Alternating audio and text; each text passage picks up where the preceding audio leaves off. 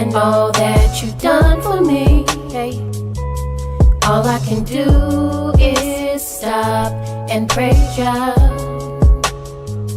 When I think of your mercy and all that you've done for me, all I can do is stop and praise ya, praise ya, praise ya. We really gotta stop, like praise ya. Stop and praise the ancient of days. Teary-eyed and with a smiling face, the praise you gave was already ordained. Stop and praise for keeping you in your lane. Give a praise for breaking off them chains. Before you let somebody steal your praise, think about the spirit in which they came. Think about the energy they gave. Is it worth it? Nope, never, no way. Kingdom we broke into a praise dance. I praise Yah for D4 hug daps. Praise Yahweh for the congregation, and I praise him for the angels, the elders, and all their dedication.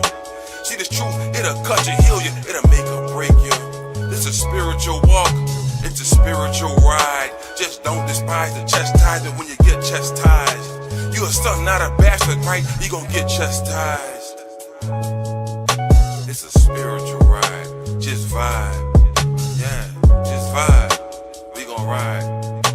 All praises to the Most High. When I think of your mercy and all that you've done for me, hey, all I can do is stop and praise ya. When I think of your mercy and all that you've done for me, all I can do is stop and praise ya, praise ya, praise ya. Mercy on you, mercy on me. They say the truth has set you free. See prophecy been fulfilled for real. Now what the deal? We giving praise to the God of Israel, cause it's real out here. People get killed out here. They robbing steal out here. It's getting hard out here. The love of many wax cold from what I hear. But we backed by the Most High, so who shall you feel? You gotta be bold and righteous to live. The flesh is seething and wicked. Sin deceiving is vicious. Repentance needed to fix it. His mercy too exquisite to miss it. Just receive the listen. Let's stick to the mission. Believe and receive his blessing. You see, blessings come from above. None of us deserve it. None of us is worthy. But we praise Yah for his mercy. When I think of your mercy and all that you've done for me, hey, all I can do is stop and praise ya. When I think of your mercy and all that you've done for me, all I can do is stop and praise ya, praise ya, praise ya.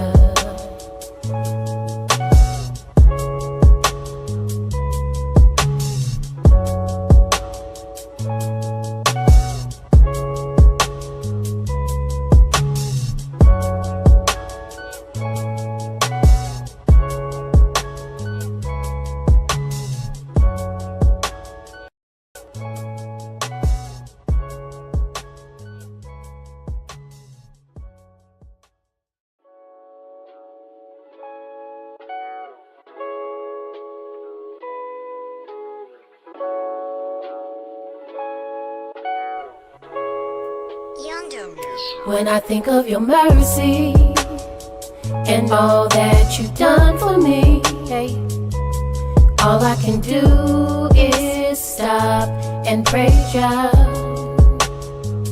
When I think of your mercy and all that you've done for me, all I can do is stop and praise ya, praise ya, praise ya. We really gotta stop, like praise Yah. Stop and praise the ancient of days. Teary-eyed and with a smiling face, the praise you gave was already ordained. Stop and praise for keeping you in your lane. Give a praise for breaking off them chains. Before you let somebody steal your praise, think about the spirit in which they came. Think about the energy they gave. Is it worth it? Nope, never, no way. Kingdom we broke into a praise dance. I praise Yah for D4 hug daps. Praise Yahweh for the congregation, and I praise him for the angels, the elders, and all their dedication. See this truth, it'll cut you, heal you, it'll make or break you. This is a spiritual walk, it's a spiritual ride. Don't despise the chastisement when you get chastised. You a son, not a bastard, right? You gon' get chastised. It's a spiritual ride. Just vibe. Yeah, just vibe. We gon' ride. All praises to the Most High. When I think of your mercy and all that you've done for me, hey, all I can do is stop and praise ya. When I think of your mercy and all that you've done for me, all I can do is stop and praise ya, praise ya, praise ya. Mercy on you, mercy on me. They say the truth has set you free. See prophecy been fulfilled for real. Now what the deal? We giving praise to the God of Israel, cause it's real out here. People get killed out here. They robbing steal out here. It's getting hard out here. The love of many wax cold from what I hear. But we backed by the Most High, so who shall you feel? You gotta be bold and righteous to live. The flesh is seething and wicked. Sin deceiving is vicious. Repentance needed to fix it. His mercy too exquisite to miss it. Just proceed to listen. Let's stick to the mission. Believe and receive his blessing. You see, blessings come from above. None of us deserve it. None of us is worthy. But we praise y'all for his mercy. When I think of your mercy and all that you've done for me, hey, all I can do is stop and praise ya. When I think of your mercy and all that you've done for me, all I can do is stop and praise ya, praise ya, praise ya.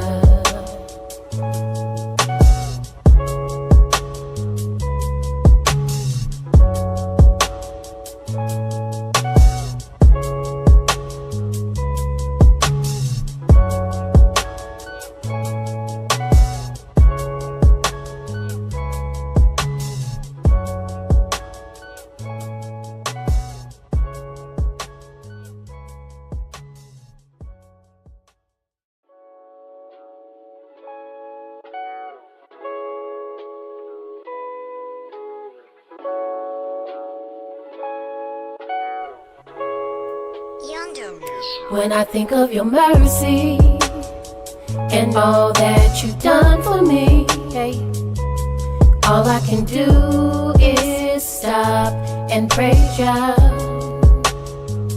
When I think of your mercy and all that you've done for me, all I can do is... Shalom Facebook, Shalom YouTube. Welcome to our prophecy class. Today we're in the book of Ezekiel, and we're going to pick this up in chapter 38. But before we get started, does anyone have any questions? Yes. Yesterday in class we was talking about Messiah and Israel. And Proverbs chapter 8, that's the book, that's wisdom speaking, right? So now with Yahshua and Israel, Yahshua has received the inheritance from Israel. So in the kingdom of Elohim, will Yahshua be over Israel like he's going to be over David, his father, in the kingdom of heaven? It's an odd setup because you got two thrones. Right. So we don't know how that's going to work out because that's never happened before. We have two kings reigning at the same time. So I can't tell you how that's going to work out. I don't know if either one will be subject to the other. Right. But we just have to wait and see. Okay. Well, like with David and Yahshua, they're gonna be two thrones there, but he's gonna be over David, right? Yeah. Okay. I just wanted okay. Right. King of Kings. So it could be something similar because everything's been given to him. Could it? I mean, it's a possibility. Yeah. He inherited everything that Israel had, right? So, but that doesn't mean Israel wasn't on the scene. Was no more on the scene. Right. They both gonna have thrones because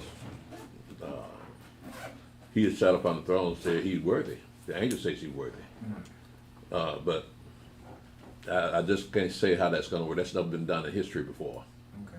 Two kings reigning at the same time. Okay.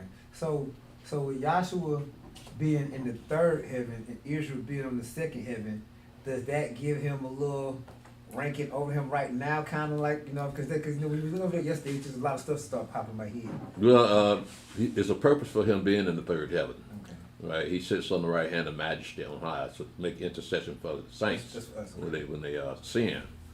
However, when the kingdom of heaven is set up, he's going to leave that spot and inherit the kingdom that his father had, the throne that his father had, David. So he'll be ruling the kingdom of heaven for 1,000 years. But to be sinless, that won't happen till we set up that new heaven, new earth. There'll be no sin, but then it's a lot of things that's going to be there we haven't seen before. So how you got one that's totally spiritual, a king that's totally spirit, one is part spirit, and one part flesh. So I don't know whether they're going to have certain categories they're going to be ruling over, certain people they're going to be ruling over, because everybody's going to have eternal life at that. All the nations at that time will be having eternal life that's on that new earth. So it won't be just us; it'll be other nations.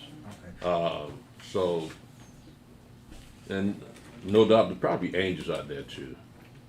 So I'm looking at responsibilities for these kings. I don't know what the responsibilities are going to be. Yeah, but they're both kings. Okay. Right. So with him coming down from the third heaven to rule for 1,000 years, and then when the kingdom of heaven's up, his like title or category is gonna keep changing a little bit. Well, when he returns, Right.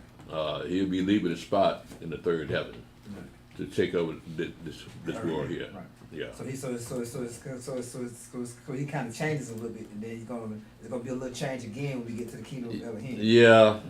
It's going to be a whole different system.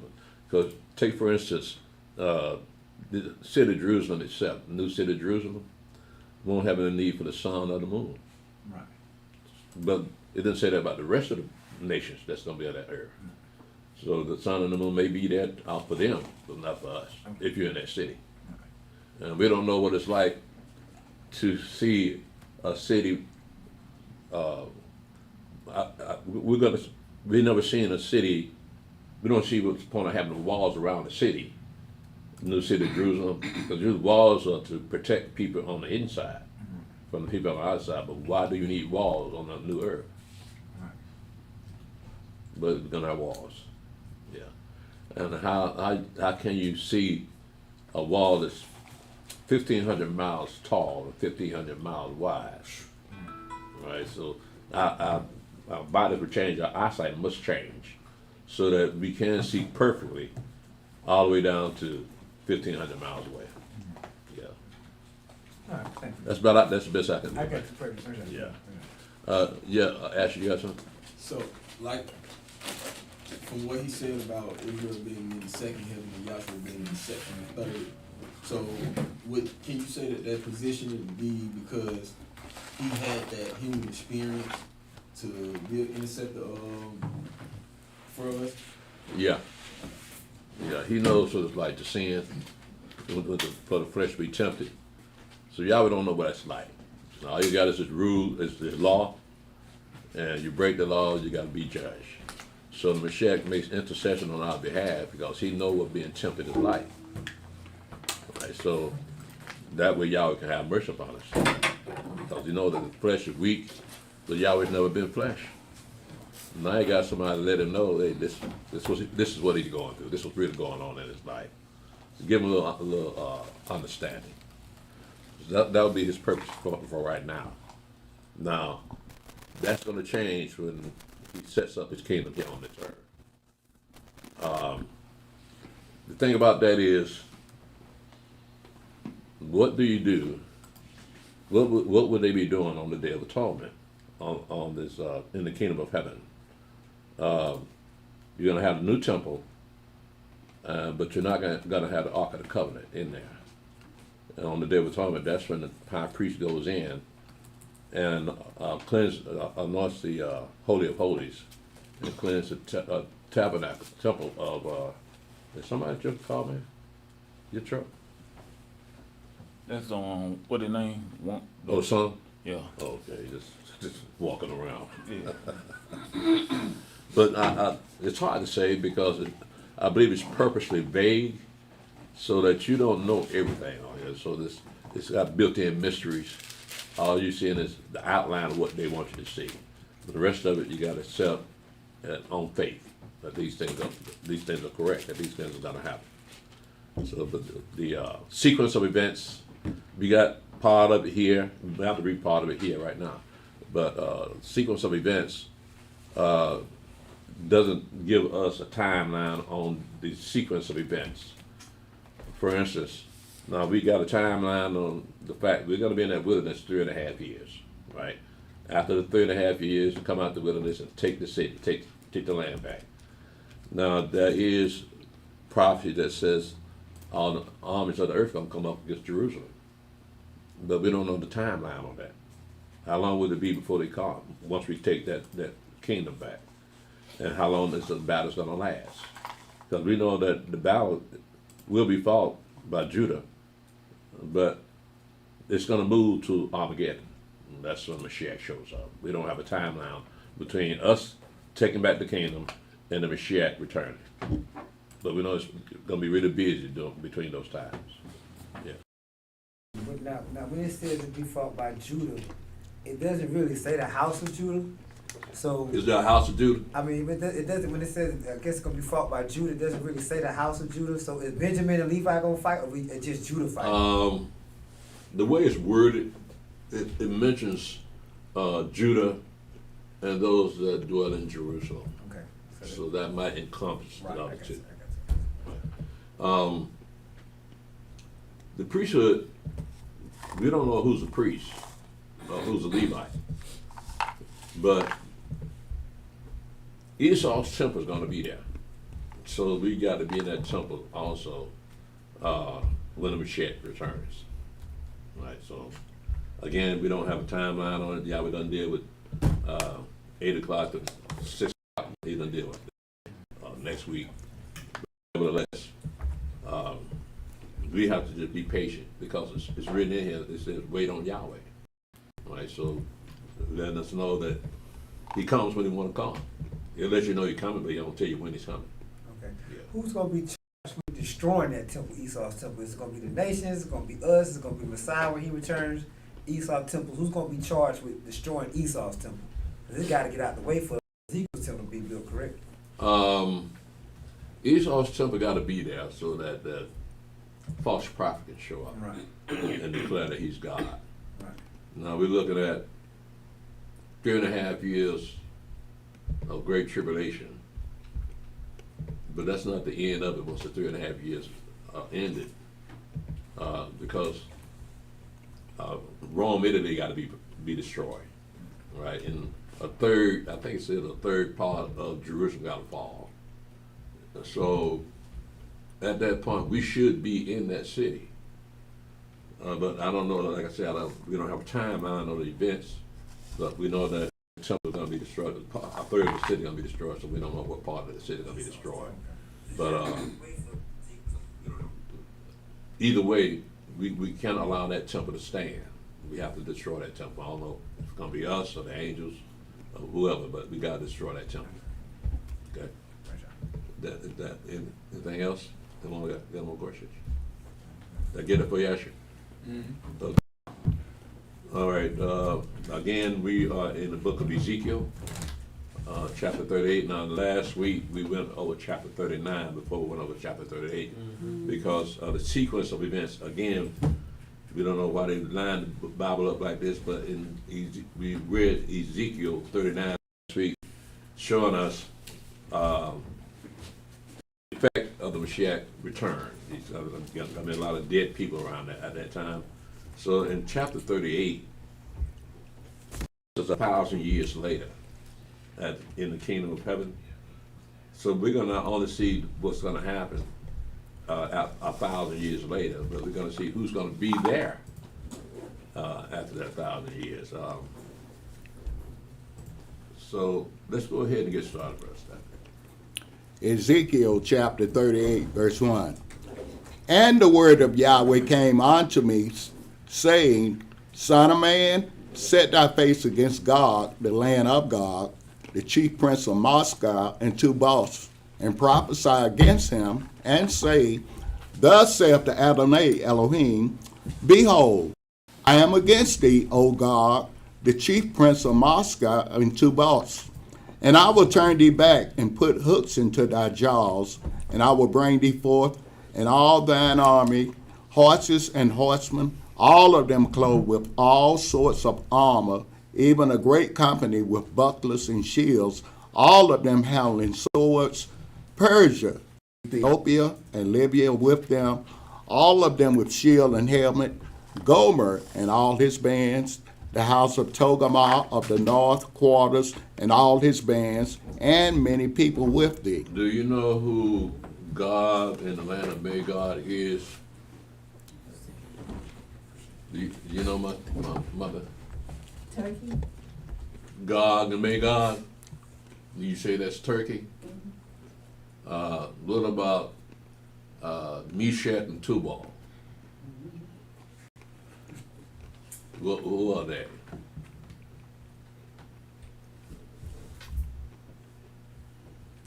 Now, Meshach and Tubal sound similar today. Those places are still here.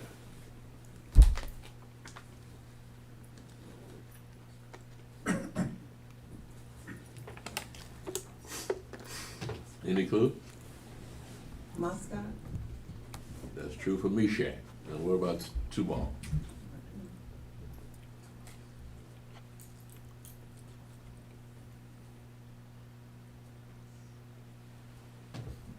Any guess? There was in Russia, Moscow is in Russia. Mm-hmm. At one time they had the capital, in Moscow, the capital of Russia, right? At one time the capital of Russia was Tobolsk. Well, you got that Tubal here? You see where Meshach and Tubal? Mother? Say it again. Meshach and Tubal? That's Moscow and Tobolsk. Tobolsk used to be a capital of Russia. So when you talk about Gog and the land of Magog, we're talking about Russia. Mm-hmm. Okay? I don't know if she hears me. I hear you. And you're not looking at me though. Oh, I was writing it down. You have to understand, I don't understand women. So, yeah, man. You know, with the Catholic Church and with Christianity and what they did to Europe and to the pagan and just white people, especially intellectuals, you know, European intellectuals, they read the Bible, you know what I mean? Read and study it. And then with atheists and all that, they read and study it so they can argue and bust fights. But, you know, with these prophecies, it's like the whole world should be able to see that Russia's gonna be here.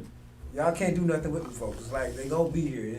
It's like ordained to y'all, but they gonna be here. Y'all gonna, if anybody gonna go, y'all gonna go. Why y'all mess with these folks? Because according to prophecy, you can't do nothing with them. You know, I know they see this. I mean, because it's, you know, I don't understand. You would think they know who these people are. Right. And just follow suit and say, well, you better not do this, right? But if y'all don't want them to see it, they ain't gonna see it. That's right. Simple as that. I mean, who are we to say that this is true? But we look at the evidence, outside and inside. Outside, you know where Meshach and Tubal is? That's in Russia. We even got footnotes in the Bible saying that's Russia. But how can they miss that? Well, again, it's Yahweh's will that they do miss it because this got to come to pass. The smartest white people are, they don't know how to read this. And we're not that smart, but it's what the Spirit shows us. That's because you got to wonder how our fathers teach each other without some kind of system set up. All they had to do was teach them the law, right? They had very great intelligence, just like the slaves had intelligence when they came to America. How do you think they survived this long? So our father had great intelligence, so that they can understand what the book is saying, even though the things hadn't come to pass. But yet still they're sinning against Yahweh anyway. So Yahweh's not going to give this book into the hands of the heathen. They either are godless people or they got their own gods. Some of them are proud people, don't want to admit that they don't know what this book is saying, that they don't believe what this book is saying. Yeah. Okay? Yes, see. Yeah, I'm just picking up on what he said. When I used to read the Bible, I never saw Genesis 15. Read Genesis, right? Mm-hmm. Never saw Israel nowhere. Mm-hmm. Didn't see Israel. The only thing I saw was Noah, like I told you time and time again. Noah, Adam, and Jesus Christ. I didn't see Israel nowhere. Well, hey, it's still like that today. Yahweh didn't want me. He One didn't time. want No, you had to go through some things before you got to the real deal. I read the creation story, and nobody didn't tell me who did it and how it was done. I just took it, just read. I said, why they got Genesis 1 and 2, why they got that all over? It's saying the same thing, but it's not. Right. Yeah. Right. But that's what's confusing a lot of Christians. Yeah. Because they say because you got Genesis 1 and Genesis 2, you got two creations. Mm-hmm. Right. But they miss the whole thing. But that shows you that we are his people. And he gives us that spirit of understanding to realize what Genesis 1 and 2 actually means, just saying the same thing. So, but a lot of people, they write books about being two different races. Then you got the book of Enoch out there floating around, people trying to take seriously. So this is all Yahweh left us, the King James Bible. And we got everything we need to know about what's going on in the world. And it's stop the presses. Well. Here come orange juice. Otis Jones. Prodigal son. Welcome back, Otis. Good to see you again, man. Always good to see you. Yeah, but also notice in what we just read here, again, this is 1,000 years later, right? We have in verse 5, we got Iran, Ethiopia, Libya, and you got Gomer, I think, what's that? Gomer was, it's a Gentile nation, but which one was it? Celtics. Celtics. Yeah. Celtics, Togarmah. Now, that's Turkey. Mm-hmm. All right, that's Turkey. Togarmah, that's Turkey. They're Gentiles too. I know they worship a Muslim god, but they're Gentiles. Because they come out of Japhet. But we're going to see some more people that are going to be there. Again, this is 1,000 years later. One thing that's notable, one place not mentioned, is Babylon. Now, Babylon's in the other chapters of the prophecies, but here you got all these nations going to be there in 1,000 years. But there's no mention of Babylon or the daughter of Babylon. Good point. But go ahead, man. Oh, this Shalom, brother.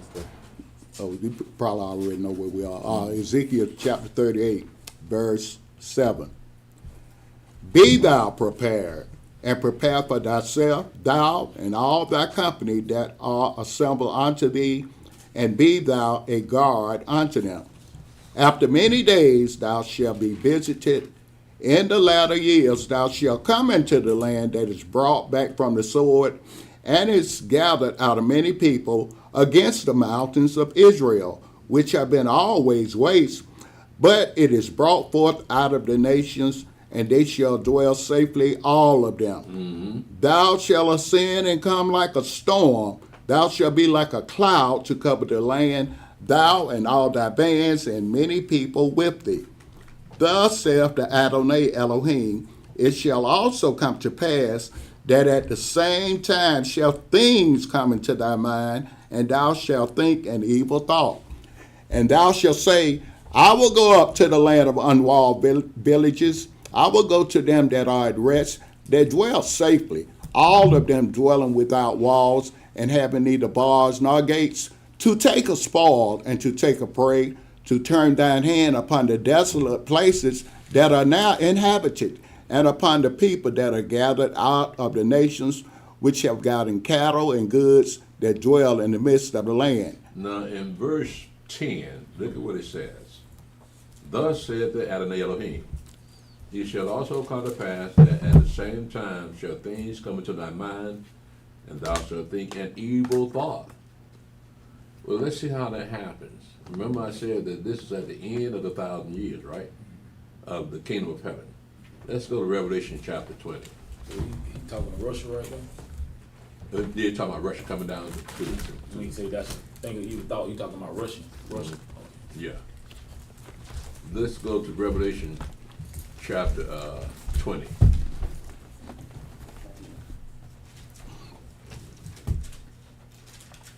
And Brother Stephen, read verse 7 to verse 9. Now remember, he said an evil thought will come into your mind, right? Go ahead. Revelation chapter 20, verse 7. And when the 1,000 years are expired, Satan shall be loosed out of his prison, and shall go out to deceive the nations which are in the four quarters of the earth, Gog and Magog, to gather them together to battle, the number of whom is as the sand of the sea. And they went up on the breadth of the earth, and compassed the camp of the saints about, and the beloved city, and fire came down from Elohim out of heaven, and devoured them. All right, so we see where that evil thought came from, right? Satan being loose out of his. The world has been at rest for 1,000 years. It was a legitimate question that was asked yesterday by the deacons, that if Gog and Magog are going to come up and try to make war with Jerusalem, where are they getting the weapons from? Because they're supposed to beat the swords and the plowshares and spears and the pruning hooks. So where they get after 1,000 years, you shouldn't have any weapons on you. Right. So where they get these weapons from? You can forge weapons. Huh? You can forge weapons. Yeah, I know. But and that line is the timeline. Yeah. It's as though the Mashiach wouldn't know about that. Trying to let them. And the angels gonna be around here too. You got it. Yeah, 'cause like we were saying yesterday, like you got after the 1,000 years, you know what I mean? Satan gonna be loose for a little season, right? So how long would it take them to make those weapons? Yeah. But again, how can they make the weapons and the Mashiach don't know it? Right? Well, it's always like you said, brother. Prophecy got to be fulfilled. Yahweh going to allow that to happen. Like you said, just something, it's another mystery. But no doubt, they're going to be able to do it. But then, too, I think y'all said yesterday, did they really destroy all those weapons? I think somebody threw that up, too. That what? Did they really destroy all those weapons? That's a good question. Yeah. You had said something earlier I was listening to online as far as the walls the city had. So when it says something coming to their mind in verse 10, he talking about the cities around before they get to Jerusalem, the cities around them as far as they coming up. They said the cities without the walls. That would be during the kingdom of heaven time, right? Yeah. So at that time, you're gonna have the need for walls around the villages. However, in the new heaven, new earth, there will be a wall around the city. Yeah. Right. Now, my question was, what's the purpose of the wall? Yeah. If Normally if you didn't need wall keep on people the out. earth, why would you need wall on the new earth?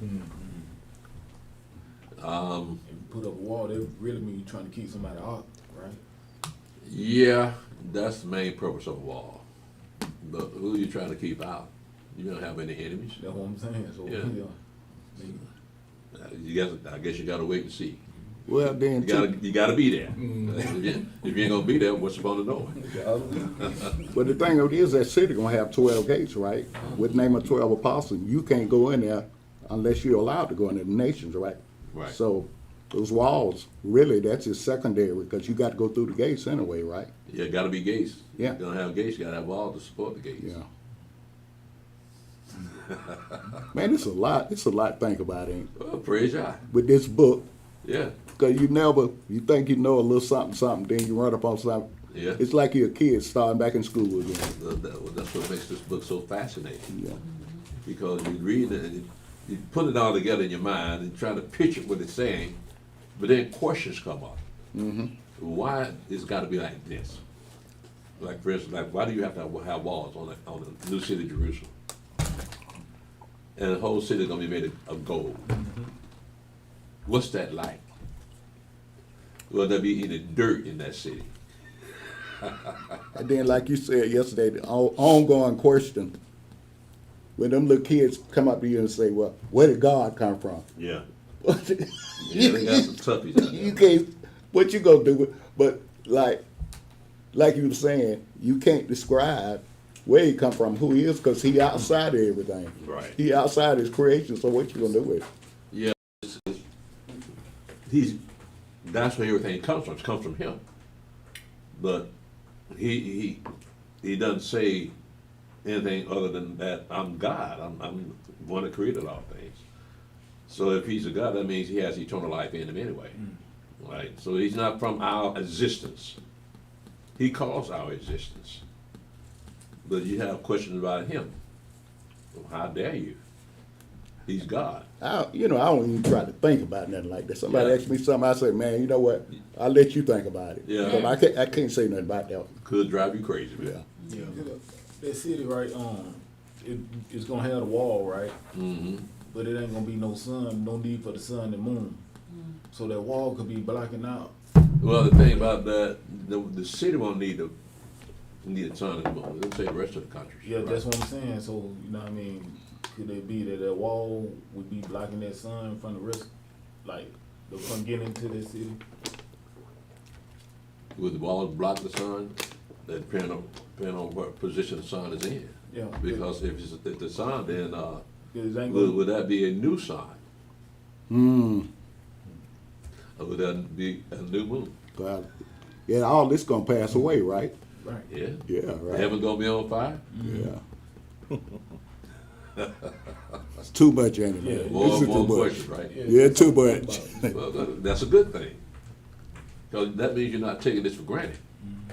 Right? So, like we always say, it's always built-in mystery in here, but this was going to test your faith. Because you've been given a lot of understanding, but you know that needs to be a little bit more. You got to actually see it and be there. Like, for instance, I always ask, when the holidays come around that temple, around the tabernacle, they have to bring an animal for sacrifice.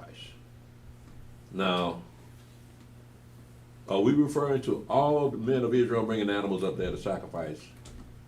And then that's not even counting the sin sacrifices. That's not even counting your vows and your peace offerings. Right? You got to bring animals for that. And then you got to eat it. We got water in our Benaya to do that and they'll take care of all that. Okay. Well, I'm trying to look at how was that set up, because you had to have a line of a lot of people with animals waiting to be sacrificed. But then it's gonna be so many priests in there, though. It's gonna be like kind of like a rotation or something, because there's gonna be so many priests in there too. Well, that's why David set up that system that he had up for the priests, that they would serve in the temple for 2 years because of so many priests. Mm-hmm. So that's what you get the story of Zechariah, because his course, he set up the priest course, and his course was Abiah. Mm-hmm. And so that's when the angel Gabriel showed up during his course. Right, doing this. Right, so it'll probably be set up like that too in the kingdom, Yeah. because there'll be so many priests, sons of Aaron, that they have to serve by courses. Yeah. So we're looking at 1,000 years of doing that. Yeah, but I'm just saying, all those people bringing those sacrifices, you're gonna have a lot of priests too, so it kind of Yeah, makes but sense. just one altar. It's just gonna be one altar. So yeah, back to square one, right? Can't be building no altars, another altar, right? The children of Israel did that for a minute. They had a problem with Judah, right? Yeah, They had to explain that thing. yeah. Man, it's something to think about. It was almost had a civil war on that thing, man. But then David built an altar to Yahweh. Yeah. And he could do a whole lot of things. Yeah, he was just special. Yeah. But let's go ahead and finish this up, Brother Stanley. Again, we saw the same thing in Revelation chapter 20, where Satan was loose out of his prison for a little season, and his purpose was to go up and deceive Russia into coming down and making war with the children of Israel. So let's go back to chapter 38 and finish up the story. Ezekiel chapter 38, verse 13. Sheba and Dedan and the merchants of Tarshish with all the young lions thereof shall say unto thee, Art thou come to take a spoil? Hast thou gathered thy company to take a prey? To carry away silver and gold, to take away cattle and goods, to take a great spoil. Now, look who else is there at the end of that 1,000 years. Sheba and Dedan. The problem is we got 3 Shebas and Dedans in the scriptures. We don't know which ones they are. For instance, Sheba is one of the descendants of Ham, right? But Sheba and Dedan's name is mentioned in Shem too, and his lineage. And then a couple of children of Abraham had Keturah was named Sheba and Dedan. So which one of them do these represent? Did I mention that Ethiopia's going to be there? No. Okay.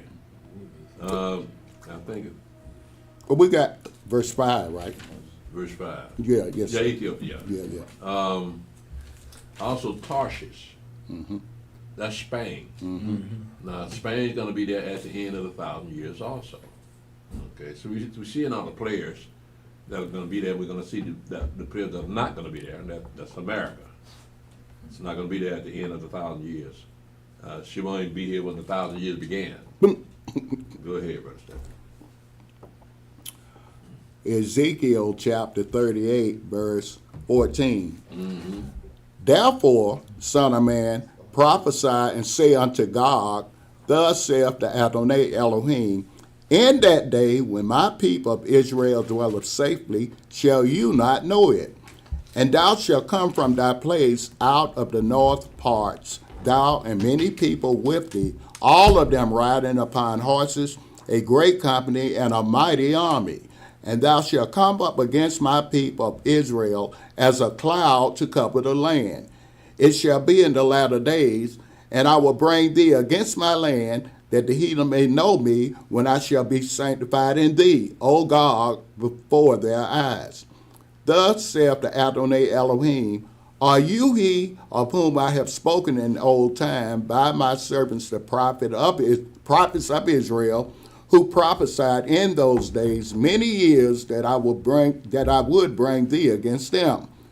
And it shall come to pass at the same time, when God shall come against the land of Israel, saith the Adonai Elohim, that my fury shall come up in my face. In verse 17 it says, Thus said the Adonai Elohim, Art thou he of whom I have spoken in old time by my servants the prophets of Israel, which prophesied in those days many years that I would bring thee against him?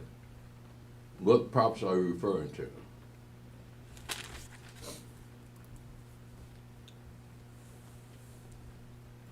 Now you're talking about Gog and Magog. We know that's Russia. So who are these prophecies referring to that prophesied many years about Gog and Magog? Jeremiah? And That's it. I didn't know Jeremiah was talking about. Isaiah. Isaiah. Yeah. Right. So Isaiah and Jeremiah prophesy about the Medes, and the Medes are the Russians. Now, the prophecy that they gave was mainly about the destruction of America, but they did mention Russia being part of the destruction of America. Right. So here they are once again coming, threatening Jerusalem. Okay. Now, that's never happened before. Russia never threatened Jerusalem.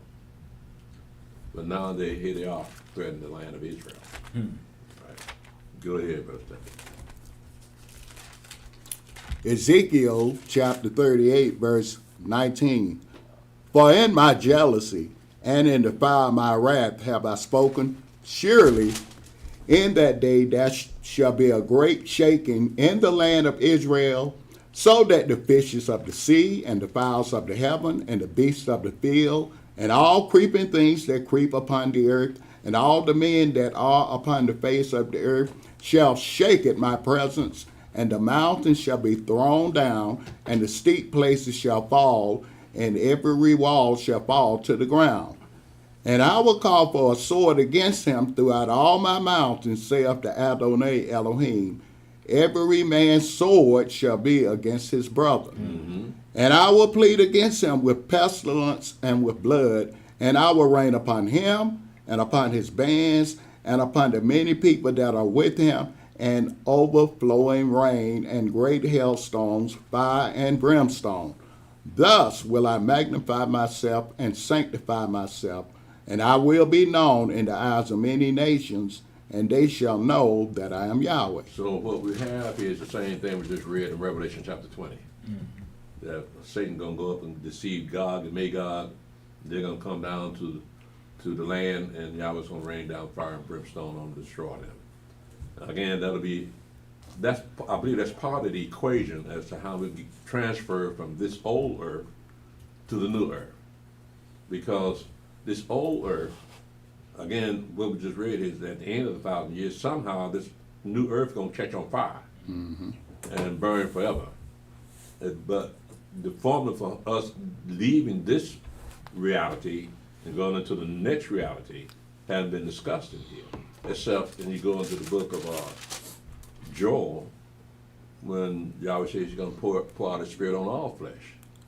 Yes. I'm gonna let you finish what you're saying first. I'm gonna ask the question. I got one more till you finish. Say what you're saying.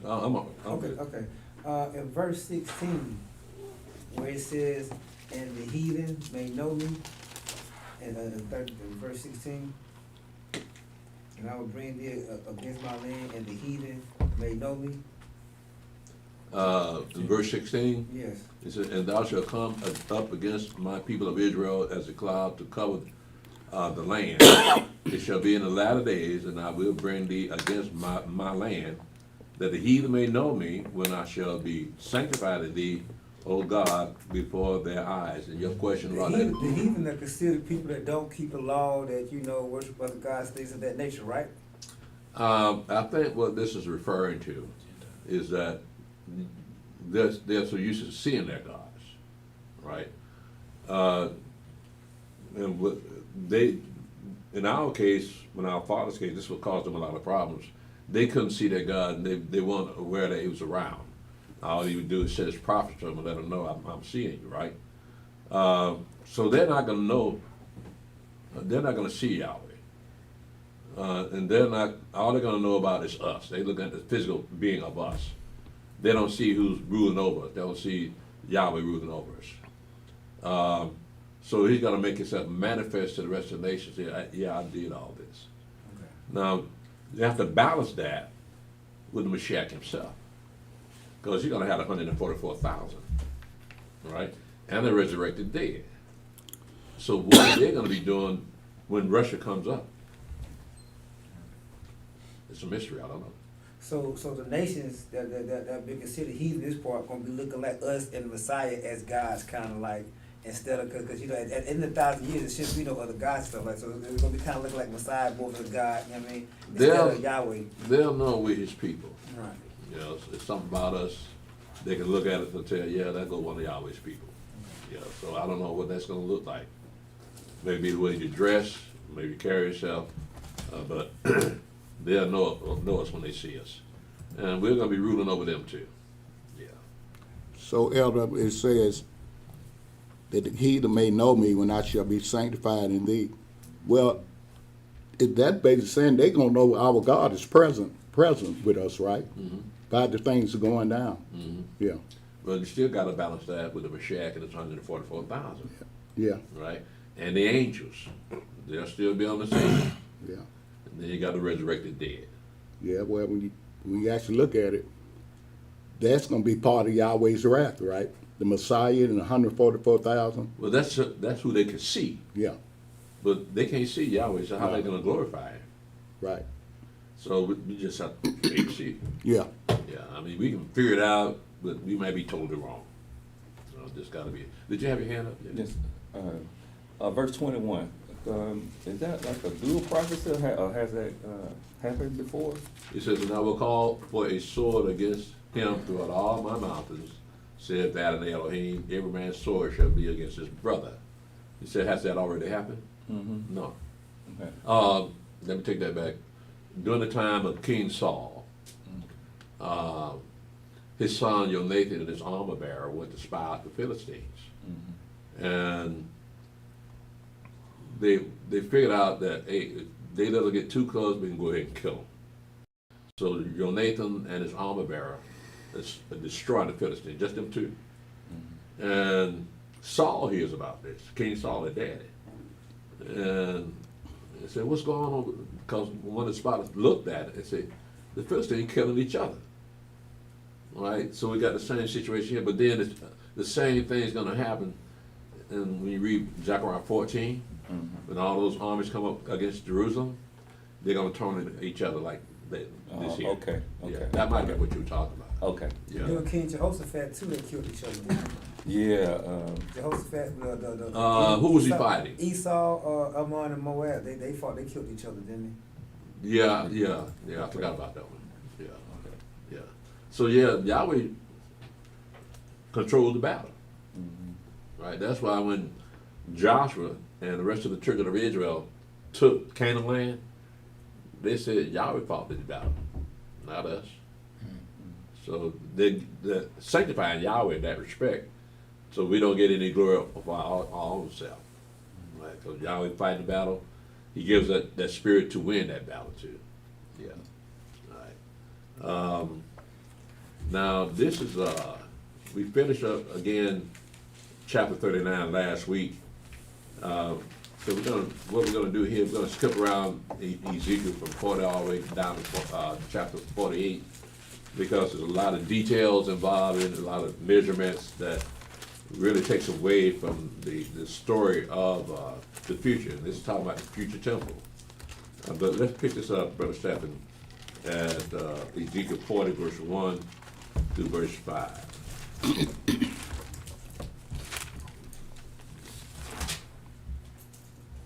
Ezekiel chapter 40, verse 1. In the 25th year of our captivity, in the beginning of the year, in the 10th day of the month, in the 14th year after that the city was smitten, in the self-same day the hand of Yahweh was upon me and brought me thither. What captivity is he referring to? He says, in the 25th year of our captivity. Now, this is Ezekiel talking. What captivity is he referring to? That'd be the Babylonian. The Babylonian captivity. Mm-hmm. Right, he's still in Babylon at this time, so he's still receiving prophecies, writing them down, but yeah, he's been in Babylon. I don't think he came out of Babylon either. Daniel didn't come out of Babylon. He stayed in Persia. You don't have anything on the Greeks, how we dealt with the Greeks.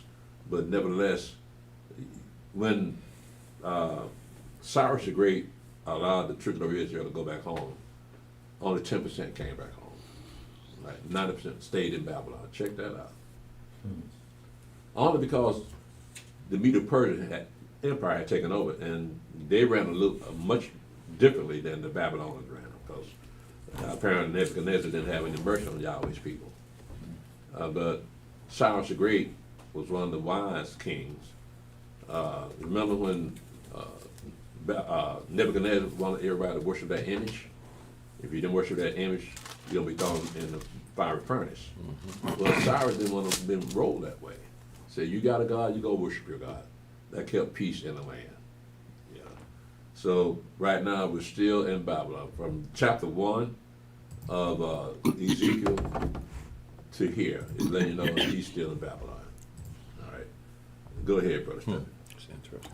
Read verse 1 again. Ezekiel chapter 40, verse 1. In the 5 and 20th year of our captivity, in the beginning of the year, in the 10th day of the month, in the 14th year after that the city was smitten, in the selfsame day the hand of Yahweh was upon me and brought me thither. In the visions of Elohim brought he me into the land of Israel, and set me upon a very high mountain, by which was as the frame of a city on the south. And he brought me thither, and behold, there was a man whose appearance was like the appearance of brass, with a line of flax in his hand, and a measuring reed, and he stood in the gate. And the man said unto me, Son of man, behold with thine eyes, and hear with thine ears, and set thine heart upon all that I shall show thee, for to the intent that I might show them unto thee are you brought hither. Declare all that thou seest to the house of Israel. Again, it says in verse 1, in the 5 and 20th year of our captivity, in the beginning of the year, in the 10th day of the month,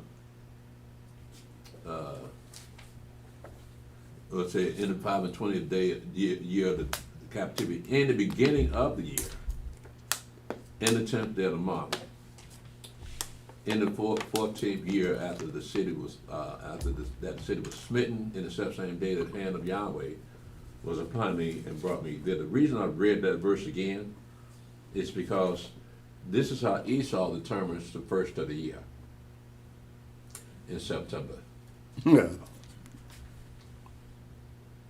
And it's so prevalent that even now they take that day off, but Congress takes that day off also in honor of them celebrating the first of the year. And their year, it's really the first of the business year for them.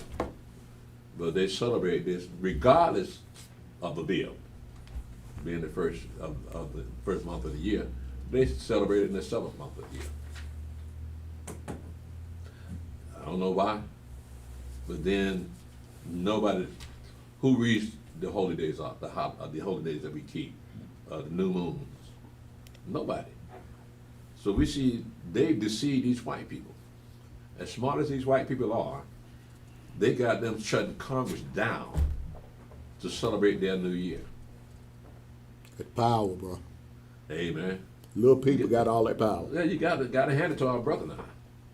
That brother, he's something to deal with, man. He got white folks scared of him. You read verse 5 yet? Oh, sir. Ezekiel chapter 40, verse 5. And behold, a wall on the outside of the house round about, and in the man's hand a measuring reed of 6 cubits long by the cubit, and in hand breadth. So he measured the breadth of the building 1 reed, and the height 1 reed. And the reason I stopped there is because it's getting ready to describe the temple that's going to be in the kingdom of heaven. There's a lot of details, a lot of measurements, so I'm not going to dwell on it too much. I'll be cherry picking some of these chapters. For instance, in chapter 40, verse 28, it says that he brought me to the inner court by the south gate, and he measured the south gate according to these measures. So now we got a picture of how that temple's going to look. We have an inner court right here.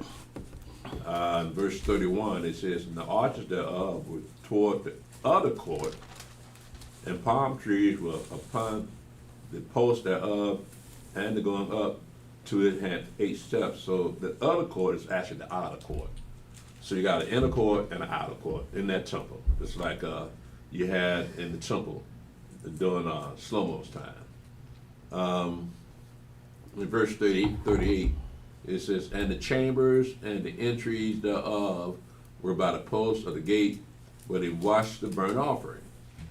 And in the porch of the gate were 2 tables on this side and 2 tables on that side, to slay thereon the burnt offering and the sin offering and the trespass offering. So getting a little logistics here.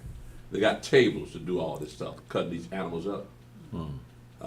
Verse 41, it says, 4 tables were on this side and 4 tables on that side. By the side of the gate, 8 tables, whereupon they slew their sacrifices.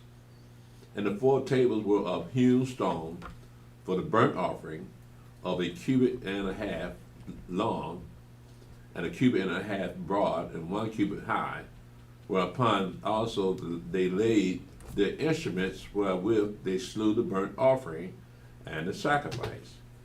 And within were hooks, a hand broad, fastened round about. And upon the tables was the flesh of the offering. And without the inner court, without the inner gate, were the chamber of the singers. So you're going to have singers in that temple.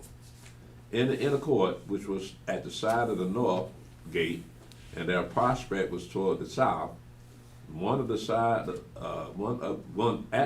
of the east gate, having the prospect toward the north. And he said unto me, this chamber whose prospect is toward the south is for the priests, the keepers of the charge of the house.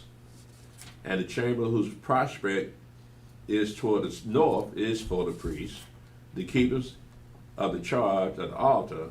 These are the sons of Zadok among the sons of Levi, which come near to Yahweh to minister unto him. Okay, so I highlighted a few of those verses because we can picture that being what that looks like. Yeah. I got a question. With the priests, there was certain like an age limit, you know, with the Levites where they could work and not work, and with the priests, you know, with the priests, but with the Levites, a certain age where they could start working and have to finish their work. Did that apply to the singers? Or when they got finished working, when they got to the age where they couldn't work no more, then they could start singing? Did that apply to the singers, the Levites, with the age limit, you know what I mean? You had to be 25 before you start, and then 50. Did that apply to the singers? The law concerning how long you serve at the Right. in the temple, they would have the cutoff date of 50 years old. Right. Well, that may change because you're gonna live to be 1,000 years old, so they don't need retiring too early. Right, I mean, but even in the old, the temple that David set up, did that apply to the singers? Or when you reach 50, you can start singing, or you just have to stop singing at 50? That apply to the singers too? The citizens? I mean, the singers. People that Singers. singers. Right. No, just talking about the people that were given the charge of ministry in the house. Okay. Yeah, so actually what you can say is that temple, the priests in that temple are housekeepers. Just like you have butlers and maids in your regular house. Well, that's what the priests are doing in Yahweh's house.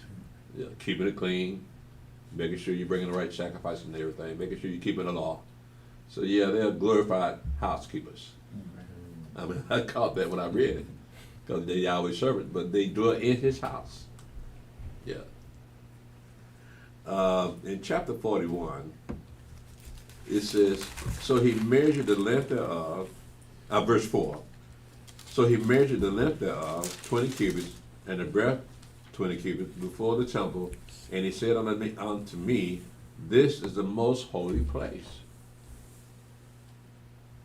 But why would they have a most holy place if there's no Ark of the Covenant in there? Well, it goes back again, like we were saying, about the Day of Atonement and all that. It's going to have to be there because it says, till heaven and earth pass, not one year to one till pass from the law, right? It'll all be fulfilled. Yeah, so we're going to still have to keep, but like you said, nothing is in there. And why would the priest have to go in there with blood of others if nothing is in there? Right. But that ritual has to be carried out, right? Yeah. Yeah. But like you said, we just have to be alive to see it, huh? Yeah, you gotta see it. Besides that, you gotta remember now, the Mashiach got his own law too, Right. right? So his law may say, well, let's do it a little bit differently. Yeah, They yeah. keep the day, Right. right? But I'm the only type of man out here that's a king that can never die, right? So he has authority to rule the world. Mm-hmm. And so, since he has authority to magnify and make Yahweh's law honorable, he may have something to say about this. Mm-hmm. I don't know quite what it would be, but he may change that law a little bit, so that when you go into the Holy of Holies, he may be in there. I don't know. Yeah, you know, that's what I'm going to ask you. He's a high priest now, right? Mhm. So who's going in there? Really, like you said, that might be on him. Yeah. Yeah, because you can't have two high priests. Right. Right. Yeah. Yeah. So yeah, that him being a high priest, like the law says, he's the only one that can go in there. Right. Yeah. You think he might create a new ark just for that purpose?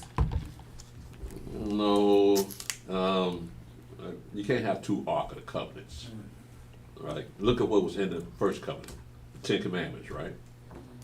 Well, that won't be necessary, because only the righteous are going to be in that kingdom. And so, if they don't know the commandment, they're going to learn the commandment. If they don't know the law, they're going to learn the law. Because Yahweh sealed these people so they won't be destroyed during that 3.5 years of Great Tribulation. And so that Yahweh preserved them for some reason. One of the reasons is that they got to learn this law, learn the commandments. And one of the portion of the law was that on the Day of Atonement, the high priest was supposed to go ahead and cleanse the temple from the uncleanness of the children of Israel. I don't know if that's physically dirty, spiritually dirty. I say spiritual. Let me ask you something too. Yeah, it's not gonna be no ark in there, because them white folks been looking for that bad boy, right? They find out it's in Ireland, they come to get that thing in. Oh yeah. So they can't Ain't get no that. way they're gonna let somebody have that Ark of the Covenant but them. You right. So when you see that the Ethiopians still say, we got the Ark of the Covenant right here, you know they lying. And white folk know they lying too. Yeah. So like you said, they would have been winning of an Ethiopian, took that bad boy and put it in the Smithsonian. Mm-hmm. Yeah, so, Make money off of it. Yeah, but it's not down here. They're never gonna come find it. They ain't. I remember seeing one video where this guy said he found it. But it didn't look nothing like the ark that's written about in the Bible. It looked like a little boat. Let's see here. Let's go to chapter 44, verse 7.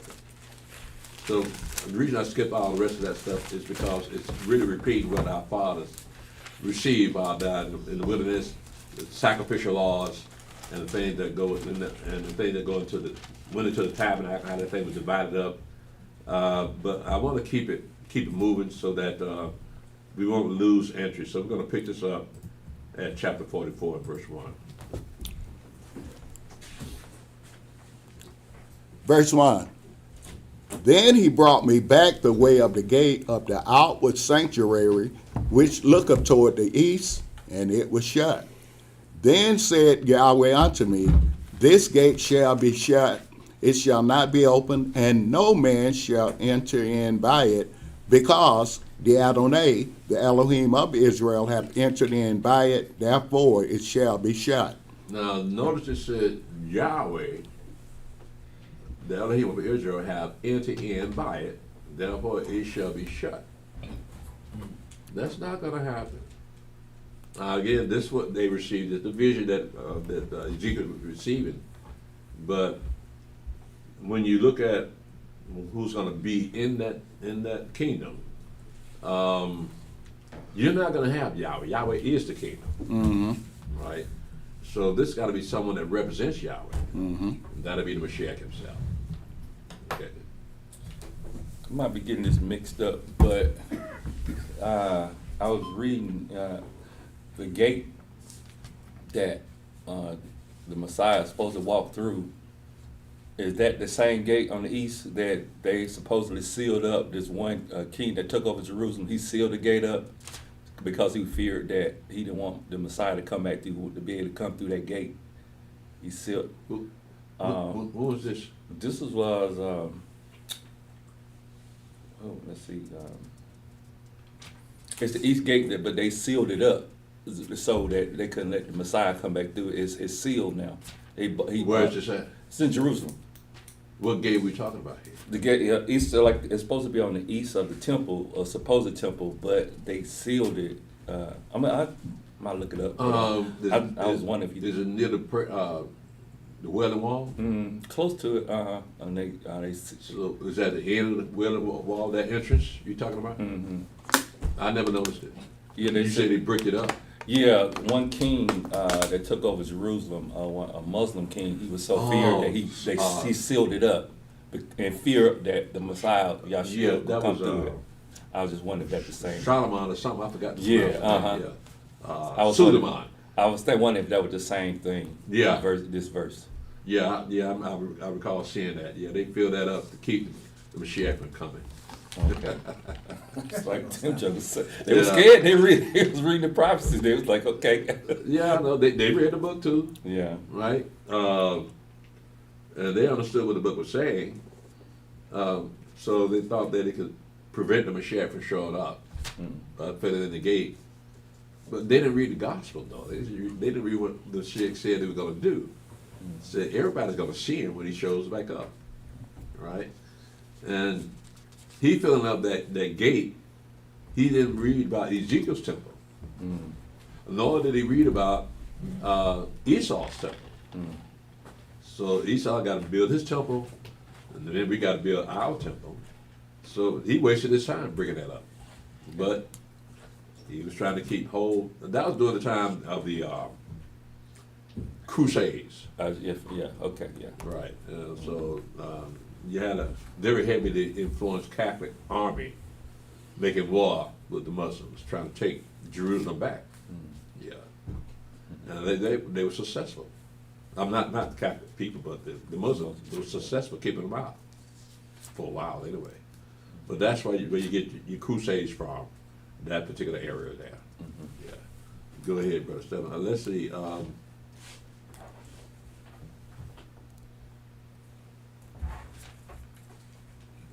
Yeah, pick it up at verse 4. Then, Ezekiel chapter 44, verse 4. Then brought he... Hold on a second. Wait, one more thing. Okay. Back up in verse 1 to verse 3, it says, Then he brought me back the way of the gate of the outer sanctuary, which looketh toward the east, and it was shut.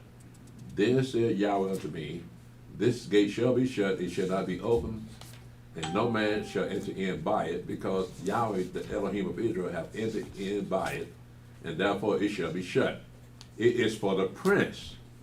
The prince, he shall sit in it to eat bread before Yahweh. He shall enter by the way of the porch of that gate, and shall go out by the way of the same.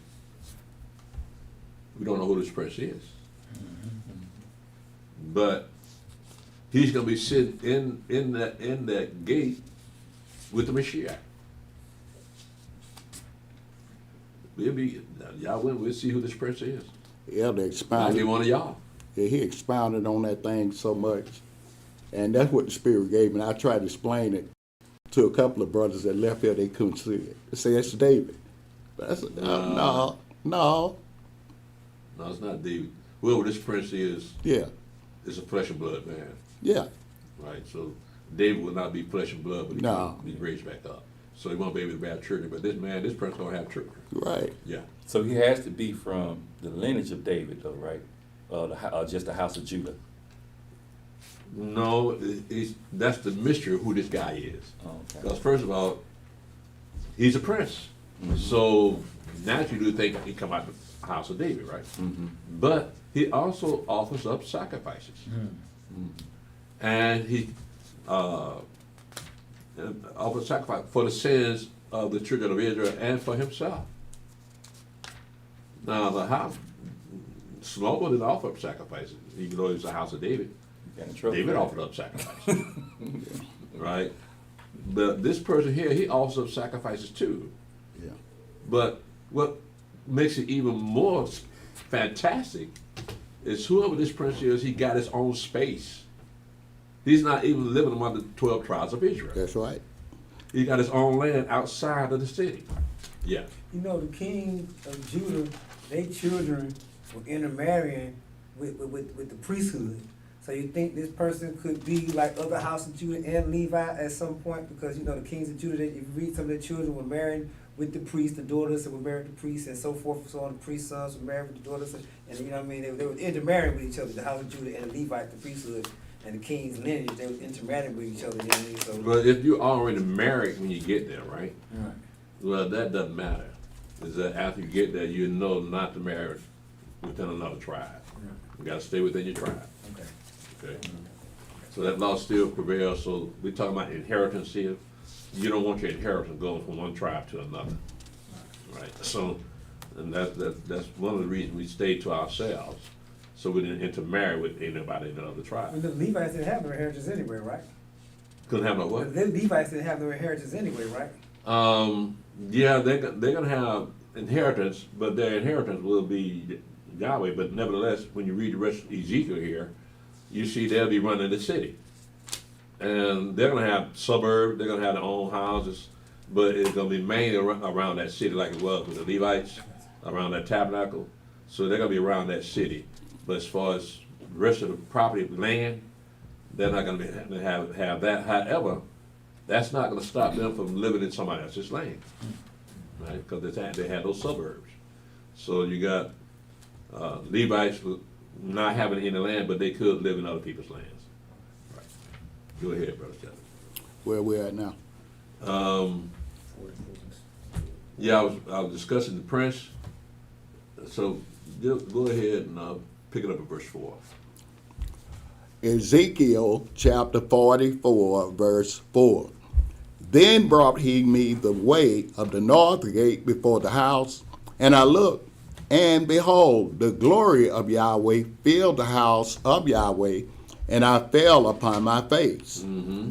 And Yahweh said unto me, Son of man, mark well, and behold with thine eyes, and hear with thine ears all that I say unto thee concerning all the ordinances of the house of Yahweh, and all the laws thereof, and mark well the entering in of the house, with every going forth of the sanctuary.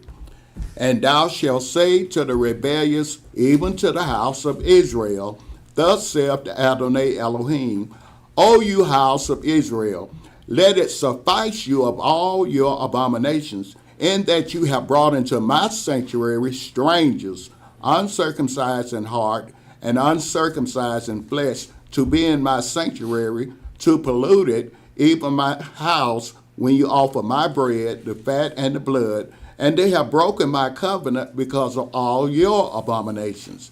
And you have not kept the charge of mine holy things, but you have set keepers of my charge in my sanctuary for yourselves. So they were hiring uncircumcised, probably Canaanites, Oh, to go into Yahweh's sanctuary. The Yahweh sanctuary only for the children of Israel, no, not the uncircumcised heathen. And it's still going to be that way as far as the sanctuary goes. Now, the temple itself,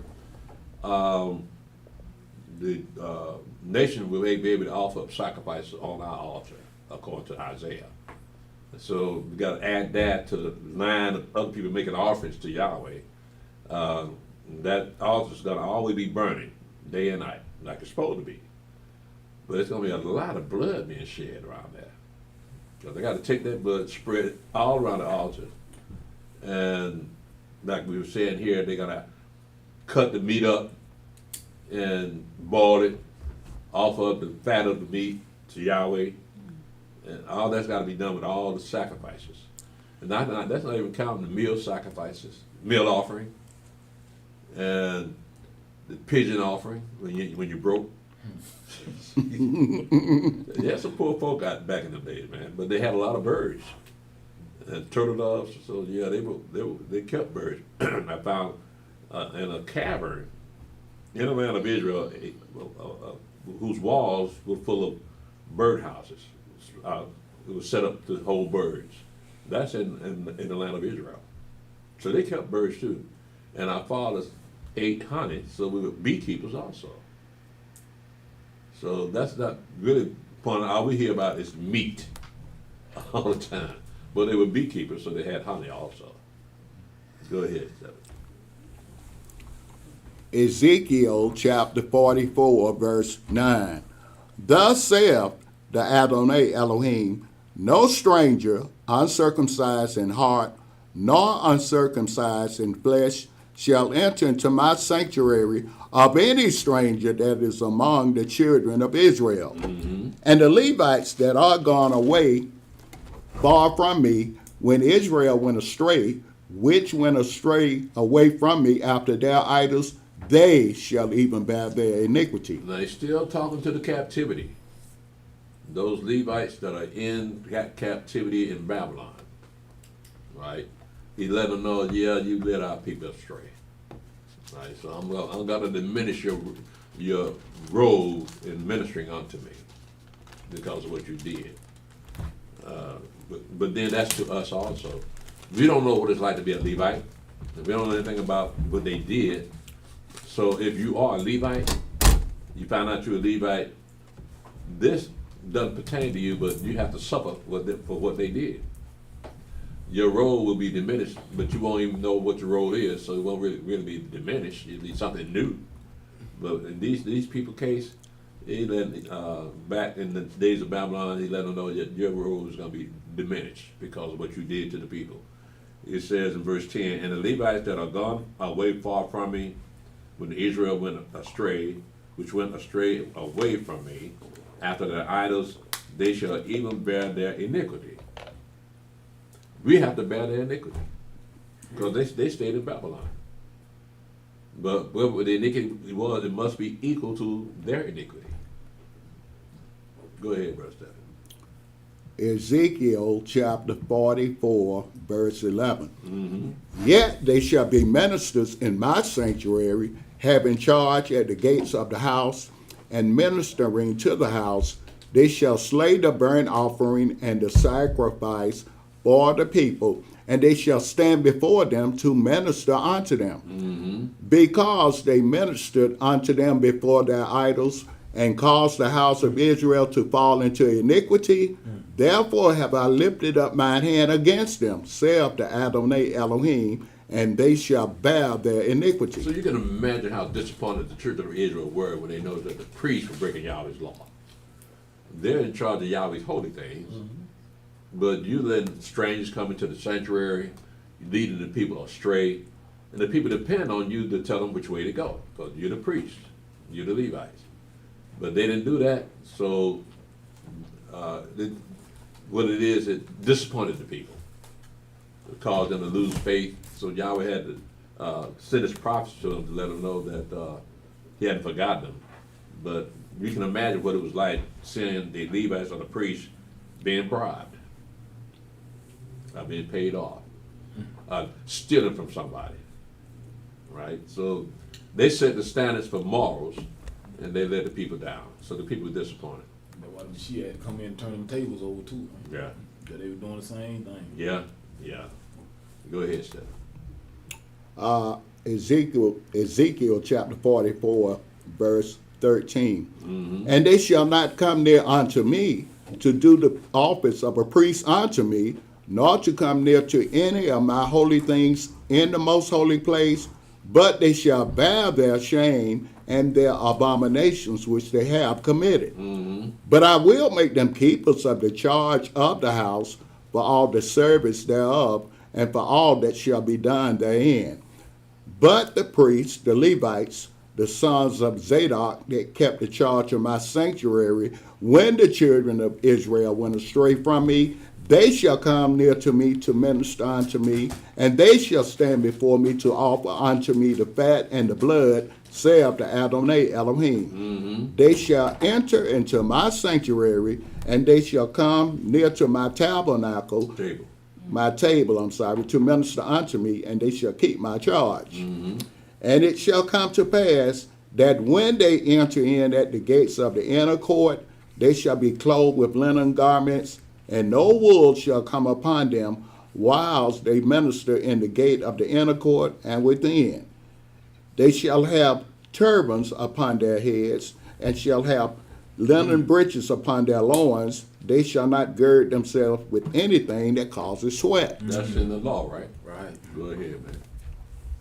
Verse 19. And when they go forth into the outer court, even unto the outer court to the people, they shall put off their garments wherein they ministered, and lay them in the holy chambers, and they shall put on other garments, and they shall not sanctify the people with their garments.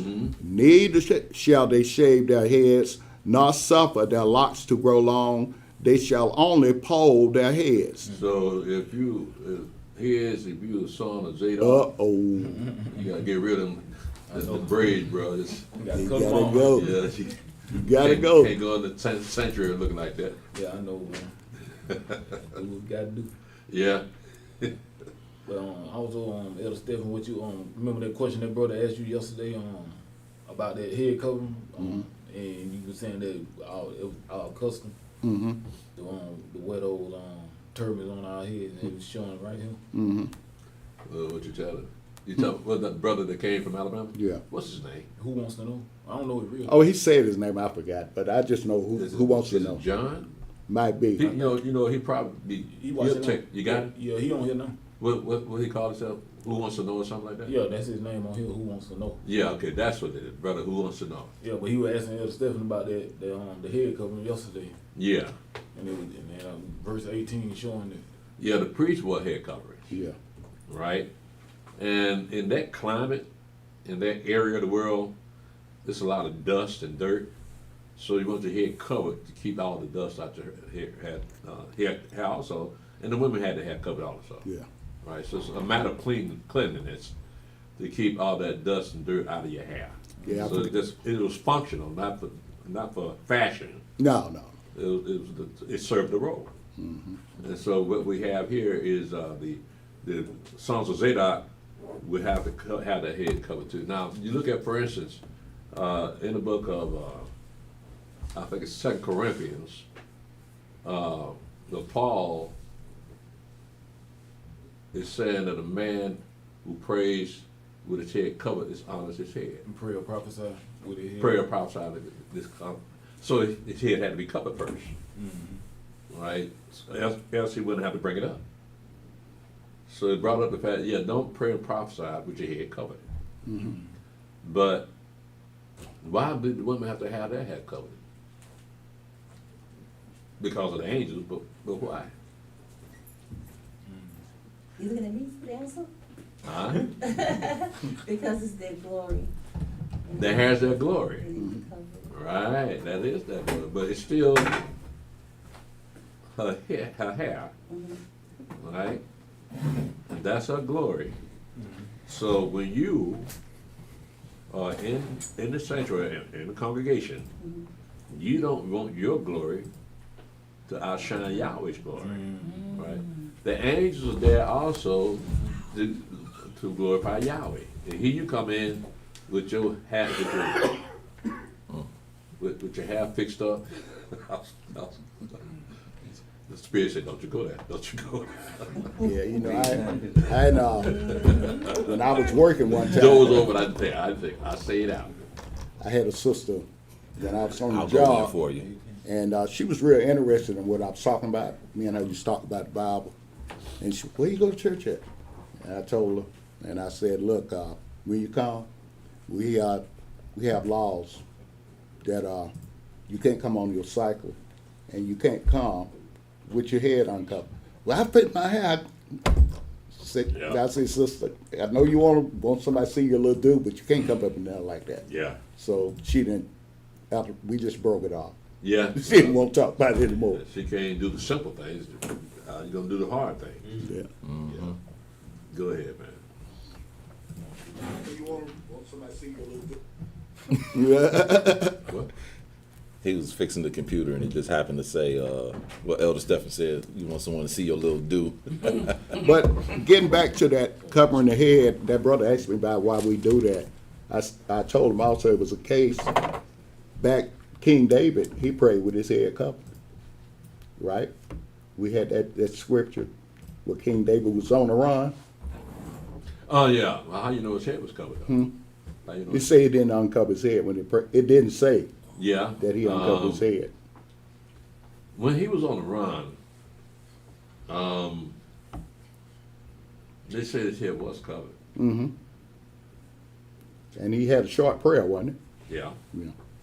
Now, could he have taken his head covering off? They could have, No, but it didn't say. it didn't say, but it's a possibility. But Yahweh just allowed David just to do a whole lot of things. So you Yeah. have to assume, I guess he didn't do it. They had a one-on-one conversation with Yahweh. You don't have anybody else having that kind of conversation that is a king over the children of Israel. I mean, Solomon had that kind of conversation. But David spoke directly to Yahweh, and Yahweh spoke directly to him. That's one of the reasons he's going to be raised up. We're going to see him again. Well, we're going to see him. We've never seen him before. We're going to see him. Yeah. Go ahead, brother. I have a question about the covering of the head again, since you brought it up. Do we as women have to have it covered all the time? Me as a deacon? The No. women. Do women have to have their hair covered all the time? I know you have to when you pray Yeah. and when you're in a sanctuary. Well, if you are married, you're under the rulership of your husband. If you want you covered or uncovered, that's up to him. But a single woman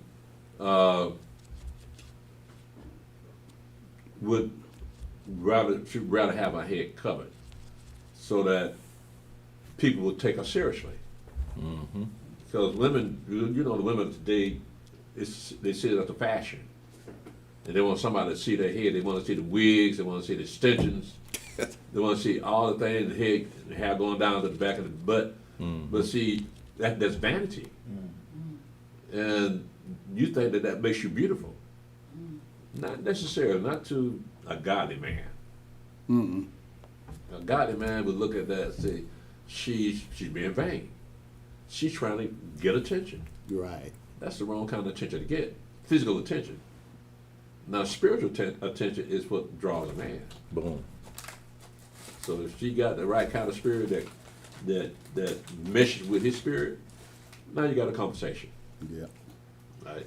But the man, if he's looking for a wife, but you want to appear conservative. A man don't want a wife that wants everybody to pay attention to her. Mm-mm. So she dress conservative, she speaks conservative, and so that is what men are actually looking for. She reads, she studies.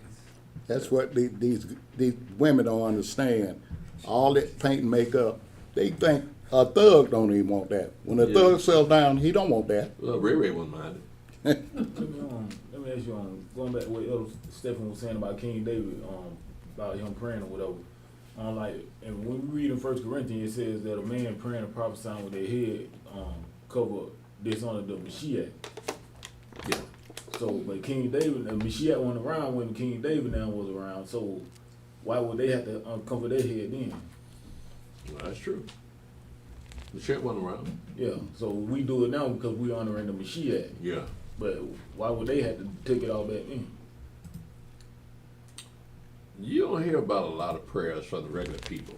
You hear about the prayer of the prophet, you hear about the prayer of Hannah. But as far as prayer goes, you don't have many regular people having prayers. Right. So did they pray all the time? That's the point. They fasted. So in that fasting, they prayed. Yeah. I know King David prayed too, but like going back to the head covering thing though. Yeah. We know why we do it today as far as like. So would the children of Israel cover their heads when they pray? That's the question. As far as uncovering it back then, like the men. Would it mean the same thing as it mean today? Yeah, because we uncover our heads because we're honoring Right. the Mashiach. Right. But when King David was around, the Mashiach wasn't born yet, so Right. why would they have to uncover their head? Good question. You know what I mean? It doesn't say that. Right, that's what I'm saying. Whether the man have to cover their head, uncover their head. It doesn't say that at all. To pray. The priests had to have their head covered. Right. But outside of that, it doesn't say anything about the men. But like I say, back in those days, it was a lot of dirt around, so naturally they would have something like the rest of the people around them. They always cover their heads. Right. You look at the Arabs over there; they always cover their heads. Right. And so in that part of the country, yeah, it's a lot of dust and dirt. So just for cleanliness purposes, they probably had their head covered. Mm-hmm. Yeah. Yeah, because it don't mention even the Mashiach when he went to go pray. It don't say nothing about him covering his head or uncovering his head when he went to go pray. That's true. And Absalom, did he cover his head? Did he pray? Yeah, no, oh, no, not him, not him. But I'm just saying, even like you said, the dust and the heat over there in that land, Absalom, he was like a woman. He like that. He like show the hair off. Yeah, well, he had a lot of hair, that's for sure. Yeah. Yeah, but we had to pole our heads, so we were supposed to have no long hair. Right. Yeah, But Absalom got caught in the tree by his hair, didn't he? That He is had a that. haircut. that'll let you know right there. Get a haircut. Yeah, but he said he didn't have a head Heads cover. could do it too. Didn't have a head covering. So, yeah, they had head covering when they caught it under that tree. So Elder, when you being married and you over your husband's over the wife, as far as praying and her going out, as for her being at home, it's okay if your husband say, okay, you gotta wear your hair covered in the house, but when you go out, I want you to wear, when you go to service, I want you to wear something like that's. Yeah. Now, in the house of y'all, in the congregation, yeah, the women got to cover their head. But in her own house with her own husband, that's between her and her husband. Yeah, so, especially when it comes to prayer, she should cover her head even in the house. Yeah. Yeah. Right. Yeah. But even with, like, say, with the hair, and even with their dress and being modest and unmodest, you know, a righteous woman should always try to stay modest because she doesn't want to entice a man to lust in his heart because she causes him to sin. Is that, you see what I'm saying? When was this now? I'm talking about just being unmodest, like with her hair down and then, you know, wearing tights, whatever, you causing a man to look at you and lust in his heart. You Yeah. know, you're the cause of that, start of that sin in that man, you know what I mean? So you want to try to be mindful to prevent another man from sinning over you, especially if you're a married woman too. Well, you got something. You got I feel something. you, but some men it don't matter. But, Some men don't know no better.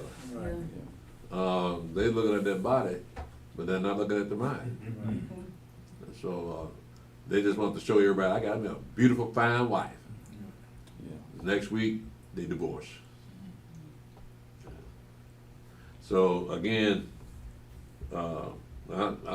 except for the brothers in here, I know all y'all married except for 2 of y'all and me, 3. So I think you got enough experience to know what kind of woman you're looking for if you're looking for one. So it's not going to be these type of women here in America Yeah. where they got more power than you. Mm-hmm. So you don't want to marry somebody that got more power than you. If she's here in America, that means you marry her, she already got a husband. All she gotta do is dial 911. He come running. So even if you married an unmarried woman here, you commit adultery. What now? I said even if you marry an unmarried woman, you commit adultery because she already married. Yeah, that's true. That might be the reason the marriage rate is so low. Mm-hmm. Yeah, because they already got a husband. Elder, I was gonna say this about the head covering. So I notice even at the school I teach the girls that from other nations that come in and covered in long dresses, they get treated differently by the boys. Yeah. Yeah. I do the little experience. I asked the boy, I said, man, why you talk to her but don't talk to her the same way? Well, I can't explain, Mr. Jackson. I was like, well, you don't show the same respect for her you show for her. And then one of the boys was like, well, it's the way she acting, the way she dressed. Mm-hmm. I said, you heard? I said, you heard your partner, right? He said, yeah. I said, think about it. Well, they gonna figure it out one day. Mm-hmm. Yeah. So I'm just saying, they teach their young girls to have respect for themselves at a young age. Yeah. And then when they grow up, they have that same respect. Yeah, I know. I know, we're peculiar people, man. We don't know how to do those things anymore. But let's go ahead and finish this up first. Ezekiel chapter 44, verse 21. Neither shall any priest drink wine when they enter into the inner court. I'll leave you out there. Yeah, I'm not a Levite. There's no way. I don't believe I'm a Levite. Go ahead. Ezekiel chapter 44, verse 22. Neither shall they take for their wives a widow, nor her that is put away, but they shall take maidens of the seed of the house of Israel, or a widow that had a priest before. And they shall teach my people the difference between the holy and profane, and cause them to discern between the unclean and the clean. And in controversy they shall stand in judgment, and they shall judge it according to my judgments. And they shall keep my laws and my statutes and all mine assemblies, and they shall hallow my Sabbaths. And they shall come at no dead person to defile themselves, but for father, or for mother, or for son, or for daughter, for brother, or for sister that have had no husband, they may defile themselves. And after he is cleansed, they shall reckon unto him 7 days. And in the day that he goeth into the sanctuary, unto the inner court, to minister in the sanctuary, he shall offer his sin offering, saith the Adonai Elohim. And it shall be unto them for an inheritance. I am their inheritance, and you shall give them no possession in Israel. I am their possession. They shall eat the meal offering, and the sin offering, and the trespass offering, and every dedicated thing in Israel shall be theirs. And the first of all the first fruits of all things, and every oblation of every sort of your oblations shall be the priest. You shall also give unto the priest the first of your dough, that he may cause the blessing to rest in thine house. The priest shall not eat of anything that is dead of itself, or torn, whether it be fowl or beast. All right, Stephen, I don't want to go no further than that. I'm going to stop here and open the floor for questions before we dismiss. Does anyone have any questions? Yes. Verse 26 and, 25, 26, 27. So when I know about the water separations, so in verse 27, am I under the impression that he's bringing a sin offering for that water separations? Was that a sin, or is it talking about just that he's going back to doing his duty? The sin offering in this case no different than the sin offering than when a mother bears children. She has to come to the priest and offer up a sin offering, because she, once again, coming around holy things. The same thing happening here. He's coming around holy things because every feast day we have, it has to have a sin offering with it. Because we're simple flesh. That's all that means. When you come near Yahweh, you gotta have something to cover your sins. Regardless if he's sinned or not, he still had to have a sin offering. Yes. Could you explain verse 31 when it says that dead of itself or torn? What does that mean? The priest shall not eat of anything that is dead of itself or torn, whether it be fowl or beast. Well, you understand what it means when it says torn? No, and I don't Well, understand that's you know about what it means when it says something that's dead of itself, it just fall out and die of old age. Or sickness, disease, those type things. Yeah, you don't want to eat that. But something that's torn has been attacked by another animal. Right, so you don't want to eat that either. Does anyone else have any questions? Yeah, I got one. Isaiah chapter 2. Isaiah chapter 6? 2? Yeah. Is this whole chapter, is it far and near prophecy? Is there what now? Far and near prophecy? Because part of it talking about being in the kingdom, right? Yeah, this is about the kingdom of heaven right here. The whole chapter, or just no, just have 1 through 5. Just 1 through 5. Yeah, and the rest of it is talking about before the kingdom. Yeah. Okay. It's actually enumerating the sins of the children of Israel.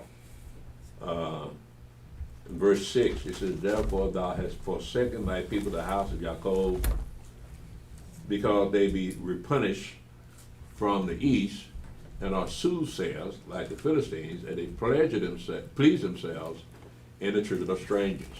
So he's talking about one far off prophecy, but he's talking about real time here. Real time. Yeah, between the rest of these verses, it's talking about real time. Okay, so when you get back to Well, let's see here. It's still got a little prophecy in these things too.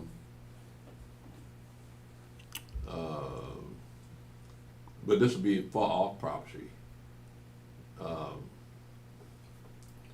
Well,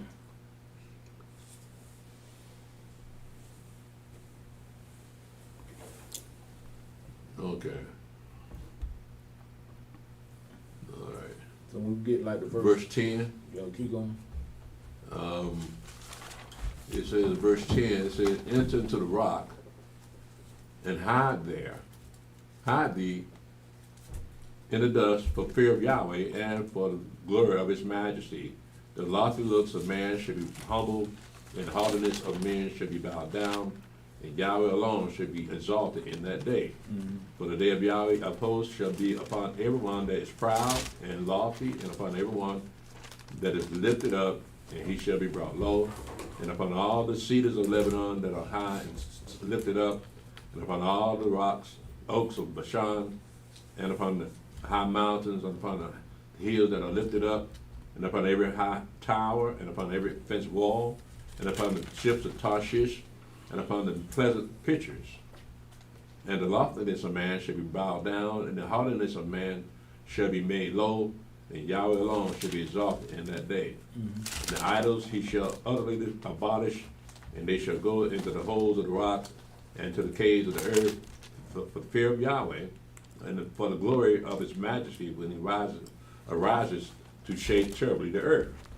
And that day a man shall cast his idols of silver and his idols of gold, which they made, each one for himself, to worship to the moles and to the bats, to go into the clefts of the rocks and into the tops of the ragged rocks, for fear of Yahweh and for the glory of his majesty, when he arises to shake terribly the earth.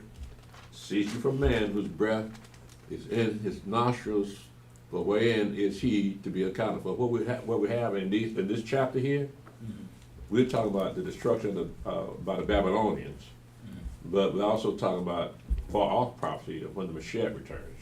Okay, so this is gonna be when the Mashiach return. Down here in the bottom here, yeah, it says, in that day shall man cast away his idols of gold and his idols of silver, idols of gold. So that will be from 20 on down. That'll be time when Mashiach shows up. So it's not gonna be after the 1,000 years. Not this. It's gonna be before the 1,000 years. Uh-huh. It's right there. Okay. Cool. Yeah. That's before the 1,000 years. Right, because first of all, Mashiach got to return and explain the law to them, and let them know that you got to get rid of them idols. So it's gonna be a lot of destruction all over the world when you look back right at it. Right. Cause I'm thinking, you know, when we were reading yesterday, they were saying that all things that offend and he that do iniquity, and we were, you know what I mean, trying to figure it out, and I was asking about the idols, you know what I mean, cause it shouldn't be no idols in the kingdom, right? During that 1,000 years, there shouldn't be nobody worshiping no other gods, and I know it was another place, but I think we said that they made a mistake where it said that we were gonna worship Yahweh and the other nation were gonna worship their gods, and we were saying that was that's in Micah chapter 4. Micah chapter 4. Yeah. So so that was a mistake when that was an error. That was an error. We worship Yahweh and the nation will walk in the light of their God. Right. They were walking in the light. But what it meant to say was, do now walk in the light of their God. Oh, they do now walk. Okay. So that's what I'm saying. So in their kingdom, it shouldn't be no idols, no gods, no nothing. So that won't be the things that offend. Apparently not. So like we were saying, it could be those weapons then. Could be the weapons, or it could be something else. All right. We don't know what would the offense be. If you don't have any weapons, you don't have any idols, what would the offense be? We know we're talking about the terrorists, and they probably get off into anything. No telling. But it'll be, Mashiach would be aware, and the angels would be aware of what these people are doing. So it's a guess as to what the iniquity, what the things that offend would be. Okay. Yeah, shouldn't be anything in the kingdom like that. Right, so no other gods in the kingdom, but like the nation, because I know we're gonna have to teach the nation how to, you know what I mean, keep the law. Mm-hmm. So by that time, so they still won't have no other gods that they're worshiping, that we're gonna have to come into their land and show them Right. that, so we won't be able to, like when we go teach the other nation about the law, they gonna already know not to have any other gods. Well, we got to teach them that. They don't know right now. I'm saying during the kingdom, like during this 1,000 years, we're gonna have to go in, we gotta teach the nations the law, right? Mm-hmm. Will we have to teach them not to worship any other gods, or would they not already know not to worship any other gods? No, well, we read it yesterday in Isaiah, chapter 66.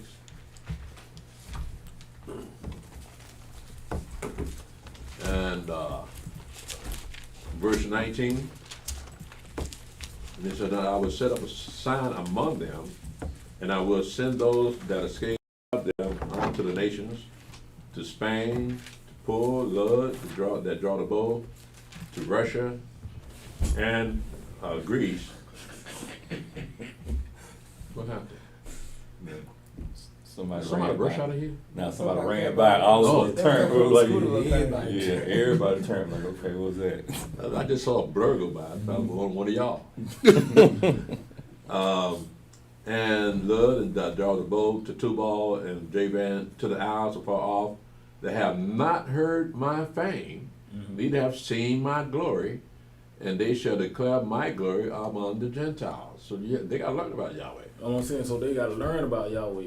So before they learn about Yahweh, you know, this is during the kingdom, right? The 1,000 years. So before they learn about Yahweh, who are they gonna be worshiping? They gonna be Worshiping their own gods. So they still gonna have their own gods in the Until we kingdom. come and change the time. Yo, so that's what I'm Change trying to them see. up. So they gonna still be worshiping other gods in their kingdom until we show them that you aren't supposed to do that. Right. So that's what I was saying. Could that be something that offend because they're Right. worshiping other gods Mm-hmm. until we come and show them that you aren't supposed to worship these other gods? Right. So Right. that's what I was trying to say. Now I'm looking at that applying to the tares. Mhm. The tares supposed to know better, but they may be wanted to be worshiping other gods. Right. Right, because we talk about the end of the 1,000 years, right? When Right. the tares be gathered together. Mhm. Well, by the end of the 1,000 years, all the nations should know about Yahweh. By the end of the By 1,000. the end of that 1,000 years, so if something that offends at the end of that 1,000 years, it might be they went worshiping other gods. Right. Yeah. Okay.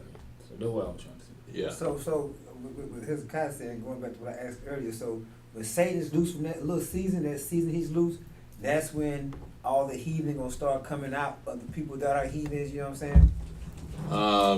Like this. Yeah, when Satan loose, Right. yeah, he's gonna put it in the mind of God Right, and make God to come and try to rob the people in Jerusalem. right. But he wouldn't have came with that with himself. Yeah, Satan did that, right? Yeah, that's when they're going to be destroyed when they come up against the Jerusalem. So that's what the heathen, the tears, all that put together. All that's gonna really come to light when Satan is loose that little season. Okay. Well, think about it now. They're not supposed to be any weapons on the earth anywhere, right? Mm-hmm. Jerusalem and the land of Israel will not have any weaponry on them Right. to defend themselves, right? So Russia shows up with his crew, got weapons. So we don't know how that happened, how they get weapons, but somehow you don't fight a war without weapons. Yeah. So what we gonna use to, like, when it says those that won't worship us or not worship us, but won't worship Yahweh and follow the laws, we got to destroy them. What we gonna destroy them with? We don't have no weapons. What, Like the you nations? said, the nations that's not gonna serve Yahweh, whatever. They gotta be destroyed. What we gonna destroy them with? He said they won't get no crop, they won't get no rain and stuff, right? Yeah, those that people that don't come up to keep the Feast of Tabernacles. Right.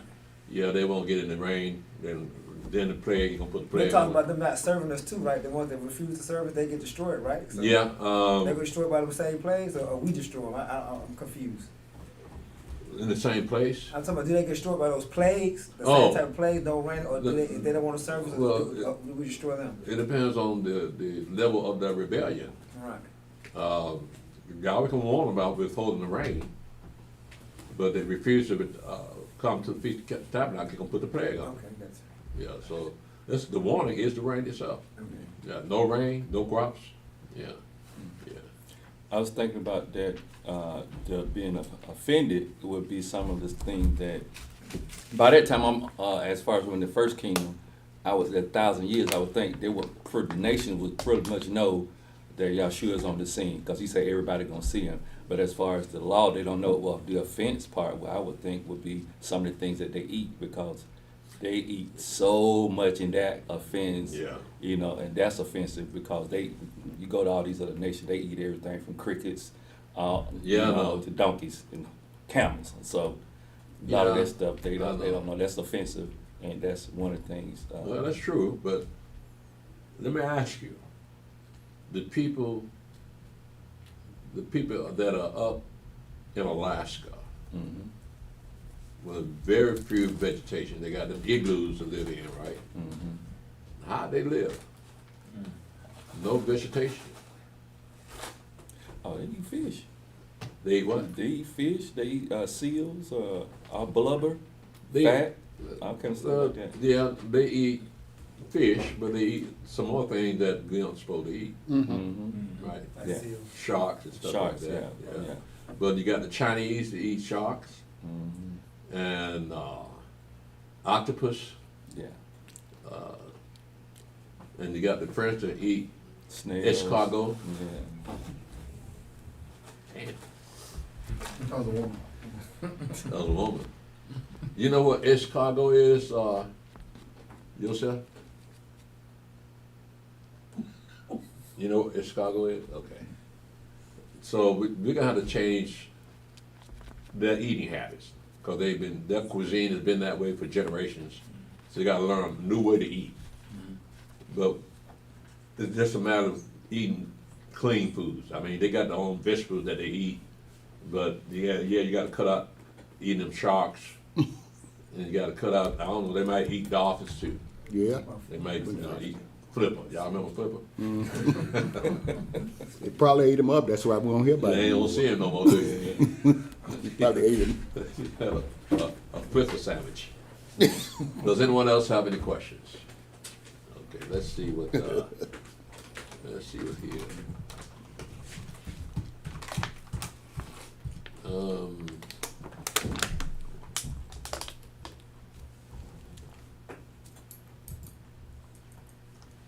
Okay. Ooh, a lot of folk on here. I don't, Brother Abraham on Facebook. Yes, sir. Okay. Shalom, Brother Abraham. Shalom, Brother Terry Outlaw. Shalom, Elder Mick.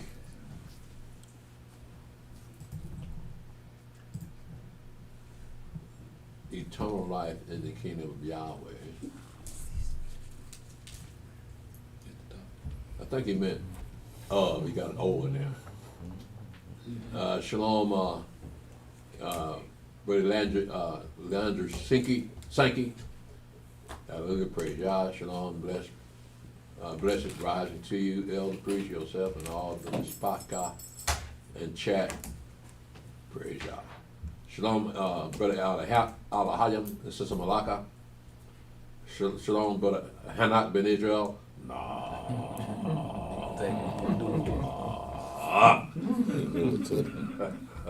Good new moon. I imagine. I hope it's true. Ain't it? Shalom, Susie Garmin.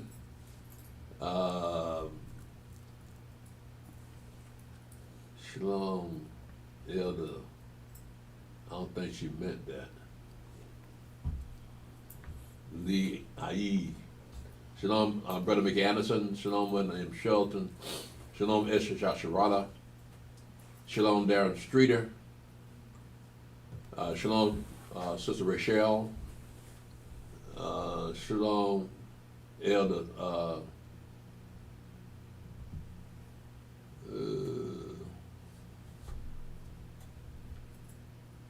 What's the elder name? Elder down in Texas. Elder Hiscock? Not him. There's another elder had back problems. Deacons ain't no. I hate that, man. Well, yeah. Y'all forgive me, Elder. Shalom, Susie Garman. Shalom, Thomas Miller. Shalom, Takari Knight. Shalom, Brother Yaakov. Shalom, Elder Hiram. Facebook. On Facebook, they said Latinos, Julio Tonto, are the 12 tribes of Israel. Julio. Huh?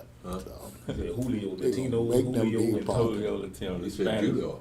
Yeah, I think He meant Julio? Yeah, coming Spanish. Is he saying that they are the 12 tribes of Israel? They're part of the 12 He's tribes. saying that's what they saying on Facebook, that they are the 12. They are the 12 tribes of Israel. Julio said they are the 12 tribes of Israel. Yeah, with Latinos, Julio, and Tom. All of them saying the same thing. Yeah. Everybody want to be the 12 tribes of Israel, so the 12 tribes of Israel. Want them blessings, they don't want them curses though, do they? Yeah, man. So I feel like all right, so let's say for instance, just in their case, let's say that's what that is in their head. As we get around them people, right? We should all be able to bond in some way. Like how Africans, like, you know, they get over here, you know, I see, like, this is something that I visually see. Even though they be from different countries, they'll still communicate and be around each other more often than they will with us. But we don't see that with no Mexicans and Latinos and whatnot. So I see where it's always, you know, they stay away from us from how I see on jobs and whatnot. I don't see a people being the same people doing that. We're the only people that act the way we do. Because we acted that way in the book. Yeah. So it seems kind of odd that everybody else can get along with each other but us. Right? But we got a history of being like this. So you can say, well, that's part of Willie Lynch's story. No. We've always been this way. The women, well, I wouldn't say about it, the women always hating the men, but nevertheless, that what happened to us didn't happen to anybody else on earth. Well, the slave master treated his slave the way he did. That's never happened before. So it was a traumatic experience for us, but it was a traumatic experience to be set free. Because we were used to being beaten and killed all the time, and all of a sudden we don't have to do that no more. So now we got to learn how to get along with each other. We did up to the 1960s. In the 1960s, that's when you had the civil rights movement and integration. And that's when it started going downhill. So it's us. It's us. Can't blame nobody else. I mean, that's why we're so jealous of white people. Because white people got their act together. Julio got his act together. The Indians got their act together. Everybody got their act together except us. Do you hear about Julio doing any drive-bys, like we do drive-bys? No, Not Julio is family oriented. I know in the drug country, yeah. But Julio is more family oriented here. And we've been here longer than them. Yeah. You proving my point. Like, that's what I'm saying. Like, Yeah. I can't see them and us being the same people. You mean Like, Israel? Yeah, even though we have conflicts amongst each other, it's still a connection regardless. Yeah, Like, only because we're not white. That's all. yeah. But they can't be the church of Israel. They can't be part of the church of Israel because they don't act nothing like the church of Israel. No. Right? We act like the church of Israel. Like he ain't got no damn sense. We had a guy, we had several of them out there when I was working, but they quit.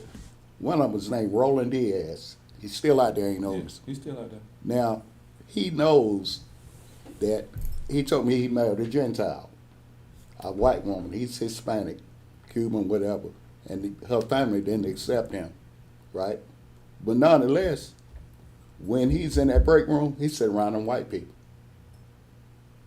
He friendly enough, but when he carry on conversation, he's at the other table with them Gentiles. Ain't nothing wrong with that. I That's was hanging what around y'all. That's what I'm Like a saying. Gentile though. He looked like a Gentile unless he told you thought he was a Gentile. Well, he might have been raised up by Gentiles. Yeah. Raised up in a Gentile neighborhood. Well, you look at him, Otis, he got that Hispanic look about him. Yeah, he don't look like a regular white boy. Well, who want to be around y'all? But I'm saying, he knows one thing, how going back to what the young man just said, those Hispanics laughing at us. They know they're not part of us. Yeah. We're trying to claim them people. Yeah, I know. Let's see here. That's the IUIC. They got that Yeah, that they out. pushed that. So they pushed that all this Latinos, Puerto Ricans, Cubans, The 12 tribes. the 12 tribes are all that line there. Colombia, those are all the 12 tribes are over here, and they pushed that with their people. They got a chart of all the 12 tribes. Yeah, I know. which kind I got it in my bag. We sent that's them what back. they pushing, and so when they say that, it's like, no, you're not part of us. The only thing that I can say would say the bulk of the slave went down to South America. Now we are mixed up in there, but them as a whole, that's not us. We're mainly in Brazil, and they treat those brothers in Brazil Yeah, worse than they man. treat us here. Yeah. So they got segregation laws in Brazil. They won't allow the brothers to have a decent kind of job or even decent kind of education. So, Yahweh looked out for us because he brought us out of that. But them people down there in Brazil, they still catching hell. And you wouldn't believe who catching them, giving them hell. Esau. Esau. Yeah. Shalom, Elder Eleazar, Sister Mother Kia. All right, Elder Hiram, I appreciate that, but yeah, don't worry about that. Shalom, Sister Angeline Rowe. Shalom, our power play for real. Shalom, Lonely Red Wolf. Shalom, Mother Marsha. Shalom, Brother Yirmiyahu, the warrior. Shalom, Neil the P. Yirmiyahu says, Shalom, Elder Priest and family, stay blessed. Think about if the Messiah and them angels will be glowing, and of course we will not need the sun nor moon. I might be right or not. It's a theory. It doesn't say that the angels were glowing. Did it? No, sir. No. Well, I mean, that don't mean they can't. Shalom, Brother Levi, Deacon Levi, let's see here. Shalom, Elder Priest, would the weapons be made after the 1,000 years of peace? If it's 1,000 years of peace and Satan will be in the bottomless pit for 1,000 years, then set loose for a little season, then I'm thinking that little season would be maybe start after it. Well, yeah. Also here's ask how long would it take to make the weapons. Google says it takes a blacksmith a few hours to forge a spearhead and anywhere from days to weeks to make a sword. So if a little season is 3 months, or so the nation could probably a good amount of weapons. Thinking that out of the word now. Praise Yah, it will be in vain. Yahweh go destroy them and their weapons. Yeah, well, yeah, that's true. But wouldn't the Mashiach know they were doing that? You got angels all over the earth. Come on now. There's got to be something else they're using. Shalom, Trey Kingfish Minor. Shalom, Brother Malachi. Shalom, Brother Clarence Marks and Sister Alita. Shalom, Elder Tobiah. Shalom, Yahweh Song. Shalom, Who Wants to Know? Not Who Wants to Know. That's him. Yeah. That is. Shalom, Elder, yourself, and brothers and sisters. I enjoyed my visit with you yesterday and the lesson that was taught. I pray that I can visit again. We pray for you too, my brother. We're glad to have you up here. And you Alabama. seem to fit right in with us. He said, I also enjoyed the food. The fish was buzzing. It was good. It was good, man. Is that what it meant? Bussin'. Bussin'. That mean it was good. Bussin', it mean good. That mean good. I ain't never heard that. You know, the fish was bussin', yeah. I never heard it. I'm learning new stuff. Yeah. All right. You heard that, Otis? Yeah, yeah, folks say And that bussin'. I got to get out more often, man. And I'm surprised there was still a lot of it left. I thought it was gonna be gone when I went around the second time. There's still a lot of it in there. Is it still there, Sister E? She said no. She learned a lesson by eating that fruit, didn't she? He said, who wants to know? He said, Elder, I don't quite understand about Israel being Yahweh's firstborn son, and Yahshua being his only begotten son. Who exactly is Israel? I wanted to ask about this yesterday. Okay, let's look at Bible over in Isaiah. And I read it why we say that Israel is Yahweh's firstborn son in Exodus chapter 4, and was named after Yahweh's firstborn son, Israel. And if you notice, all the names, Hebrew names in the Bible have meaning behind them. And Israel's name has a meaning also. It means he who struggles or wrestles with Yahweh.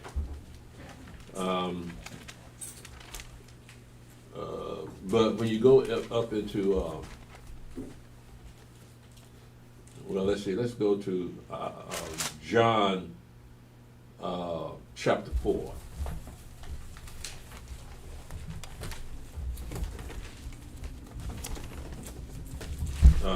John chapter 3. Now, yesterday again we read in Exodus chapter 4. Remember what we read in Exodus chapter 4 when we said that Israel is Yahweh's firstborn son? Look what it says here again. It says in verse 19, Exodus chapter 4, verse 19, and Yahweh said unto Moshe in Midian, Go return into Egypt, for all the men are dead which sought thy life. And Moshe took his wife and his sons and set them upon an ass, and he returned to the land of Egypt. Moshe took the rod of Elohim in his hand.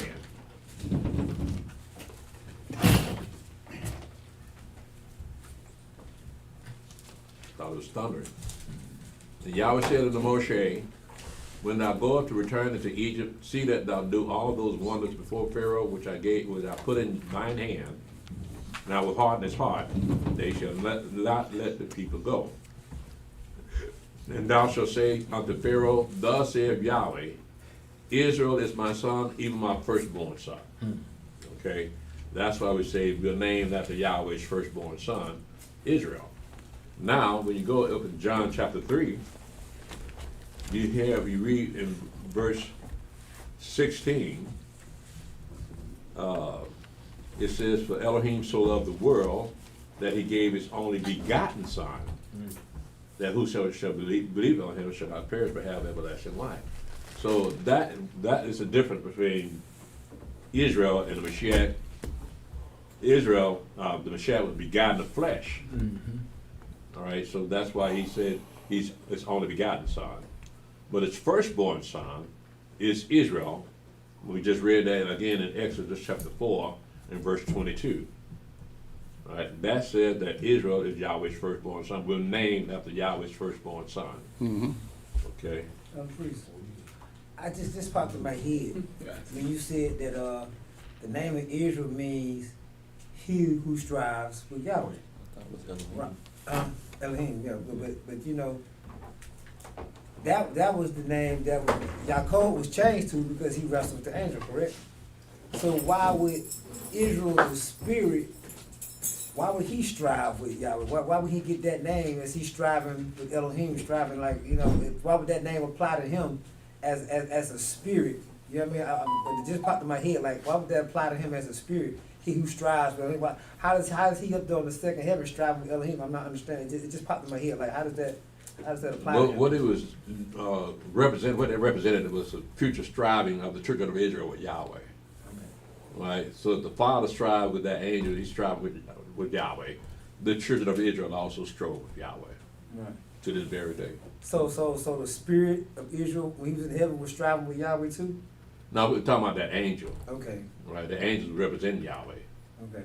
But the angel told him, your name shall no longer be Yaakov, but shall be Israel. Well, I'm saying like, but the spirit that's in heaven, his name is Israel too, right? Mm-hmm. How does he get that name? How does that name apply to him? The name has meaning. How does that name apply to him? Israel's name itself? Yeah, Israel. How does it apply to him as the spirit sitting on the second heaven? How does he strive with Elohim? You see what I'm saying? It doesn't mean the same thing with that. Okay. With Israel up in heaven, being his firstborn son. I don't think it means it's to the flesh, it strives with Yahweh. Okay, And Israel is not flesh. okay, Yeah. okay, I got you. Yeah. So we know what it means when it applies to Yaakov. Right. But what does it mean up in heaven? Does it have the same meaning? Does Israel strive with Yahweh, with his father? Right. I don't think he does. Since he created it. I think he But gave a definition. Yahweh don't even trust the angels. Right. Right, but nevertheless, Israel being his firstborn son, then he's going to take after the father. Yeah, I got that. I got that wrote down. What? Like you say, the word Israel, Yahweh personified, it got a whole different meaning. Yeah. Yeah. Yeah, it's not the same as when it applies to flesh. Okay. Right. But when it applies to spiritual things, we don't know that yet. So all names have a meaning, even Yahweh's name can be called I am that I am. Yeah. But yeah, that's something too. Now, Yaakov, whose name is Israel, you can see him, but Israel, for his word, you can't see him. Mm-mm. So that in itself is two different meanings. Yeah, and you look at the fact, since you can't see Israel, what you see is they who represent Yahweh, named Israel. Mm-hmm. So being firstborn son, we're representing Yahweh's firstborn son in the flesh. And being in the flesh, we don't know what it's like to walk in the spirits. So we strive against the spirit. Yeah. And you know, El, I can see now, all the time I've been here, I can see why them Gentiles got Jesus being God. They don't know who Israel is. So Right. they got to stack that whole thing on Jesus. Yeah. They don't, it's like Israel is the middleman, but they missing. Yeah. Yeah. Yeah, I know, man, but that's all they can handle. Yeah. Yeah, they can't handle the rest of this stuff, man. These things, this wasn't written by white people. Yeah. This is written by people that don't think nothing like white people. Right. So yeah, they wouldn't understand that. So Elder Stephen's saying like I see how you put it, like Israel being the middleman. So Israel actually be the one that sends the angels here. He gets the word from Yahweh, interprets the word from Yahweh. He's the one that actually sends the angels here and there because he's on the throne on that second heaven. So he's the one. Even the angels that got the power to come in Yahweh's name and say that Yahweh is really Israel that sent them. Kind of like, in a way, am I kind of correct? Israel is Yahweh's word, Right. right? That was that word which you read in John chapter 1. In the beginning was the word. That was Israel right there. So it was named after the word itself. We're actually named after the law. Hmm. Right? So when we break the law, it's a grievous thing for us, of all people, to break the law. Yeah. Okay. I hope that helped you out. Who wants to know? We gotta get you a Hebrew name, man. Who wants to know? I don't think you're gonna have a Who Wants to Know in Israel in the kingdom. I like that though. Who wants to know? Shalom. By the way, Who Wants to Know? I meant to tell you this yesterday, but if you have any questions, you can get in touch with me. I forgot to give you my number. You can text me with your question. I'd be glad to answer it for you, my brother. Shalom, brother Eliyahu. Shalom, Sister Neriah. I feel like I'm just lost in this world. No, you're not, brother. You've been found. Ezekiel 42, 15 and 20. Let's see. I think that's Mother Akia. Okay. Ezekiel 42, 15 and 20. What is the purpose of this separation? Let's see here. Ezekiel 42. And 15 to 20. Let's see here.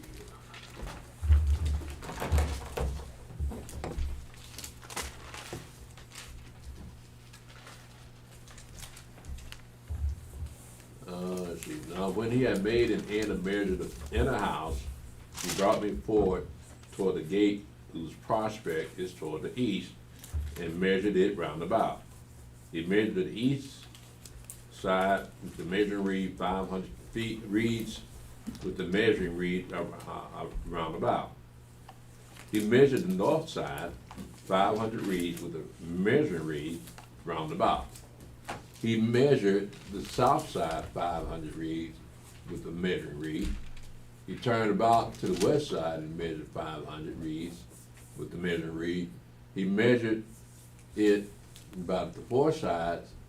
It had a wall round about 200 reeds long and 500 broad to make a separation between the sanctuary and the profane place. You have to understand what the definition of a profane place is. It's where you throw all your refuse, so you don't want that near the sanctuary. That's all it's saying. The garbage, they had one in Jerusalem. I forgot the name of it. But they had a place where they took all the garbage and burned it. What Kidron there? Kidron is not the one I'm thinking about. It's another place, Valley of Hinnom. Okay. I think that's what we're looking for. Shalom Julius Brown. I forgot, I missed Humble Rollers. Shalom Humble Rollers. Shalom Julius Brown. Shalom. Who was the elder? I thought that Yeshua gave his life for a sacrifice for Israel. Israel's sin. Will that still be animal sacrifices in the new kingdom for the sin of the people? Yes, we didn't get to go over it today, but Yahweh will go over it next week. Yeah, there'll be still sin there. Death and hell will still be in the earth, so that means that somebody's gonna die, some kind of way. Yeah. But on that new earth, yeah, there won't be any more sin, there won't be any more death, so you don't have to be concerned about sinning. Again, we were gonna go over that today, but we ran out of time. But the animal sacrifice is coming back, and plus, no, it's not. The animal sacrifice is just not for sin; it's for the holy days also. So yeah, you had to have that animal sacrifice for that. I thought that there's no sin in Yahweh's kingdom. No, there's not. But in the Mashiach's kingdom, yeah, you're going to have sin because death and hell will still be on the scene, and you could, you're supposed to live 1,000 years, but you could easily die too. Yes, sir, my name is Johnny Dancy, okay. I thought that's what I heard you say. That's my government cheese name. But I go by the name of John.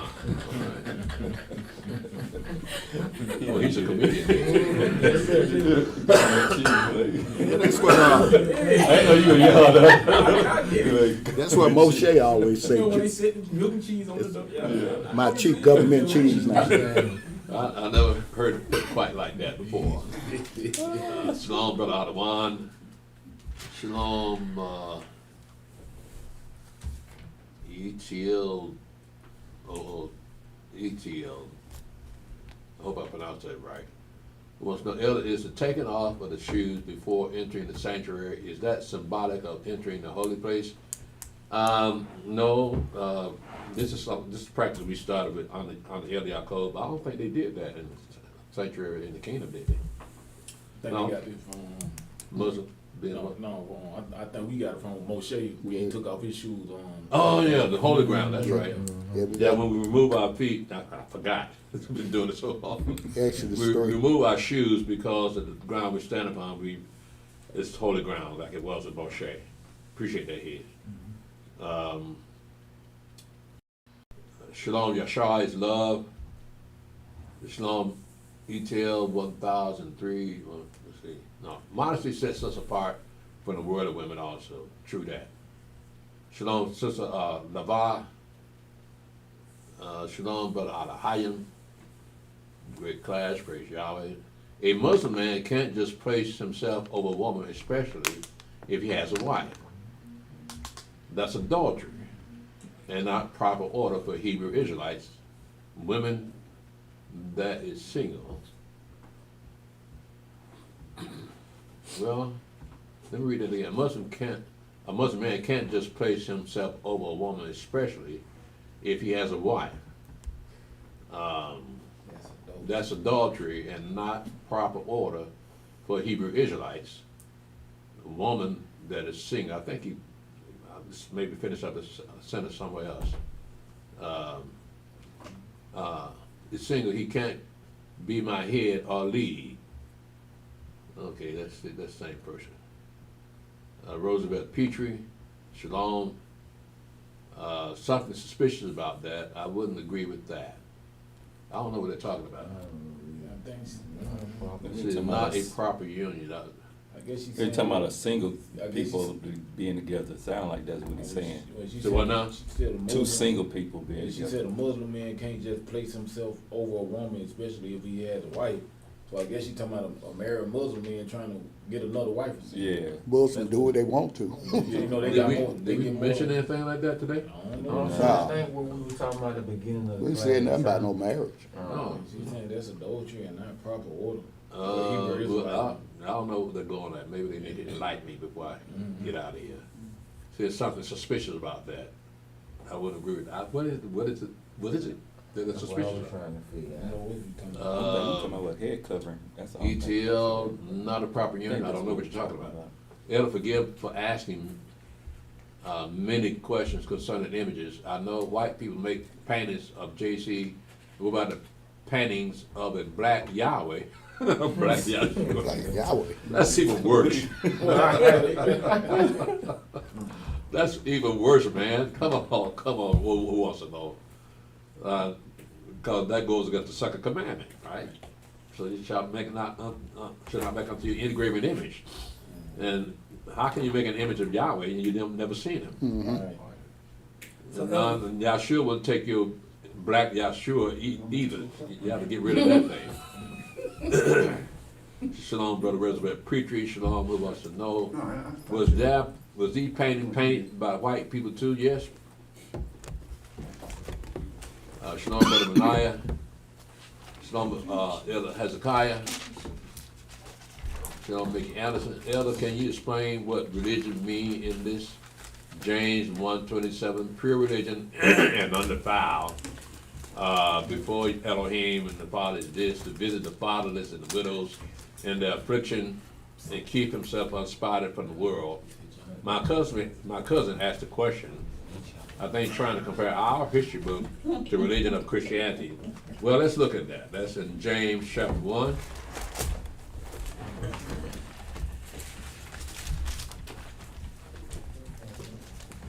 You're going to find something surprising about that. In James chapter 1,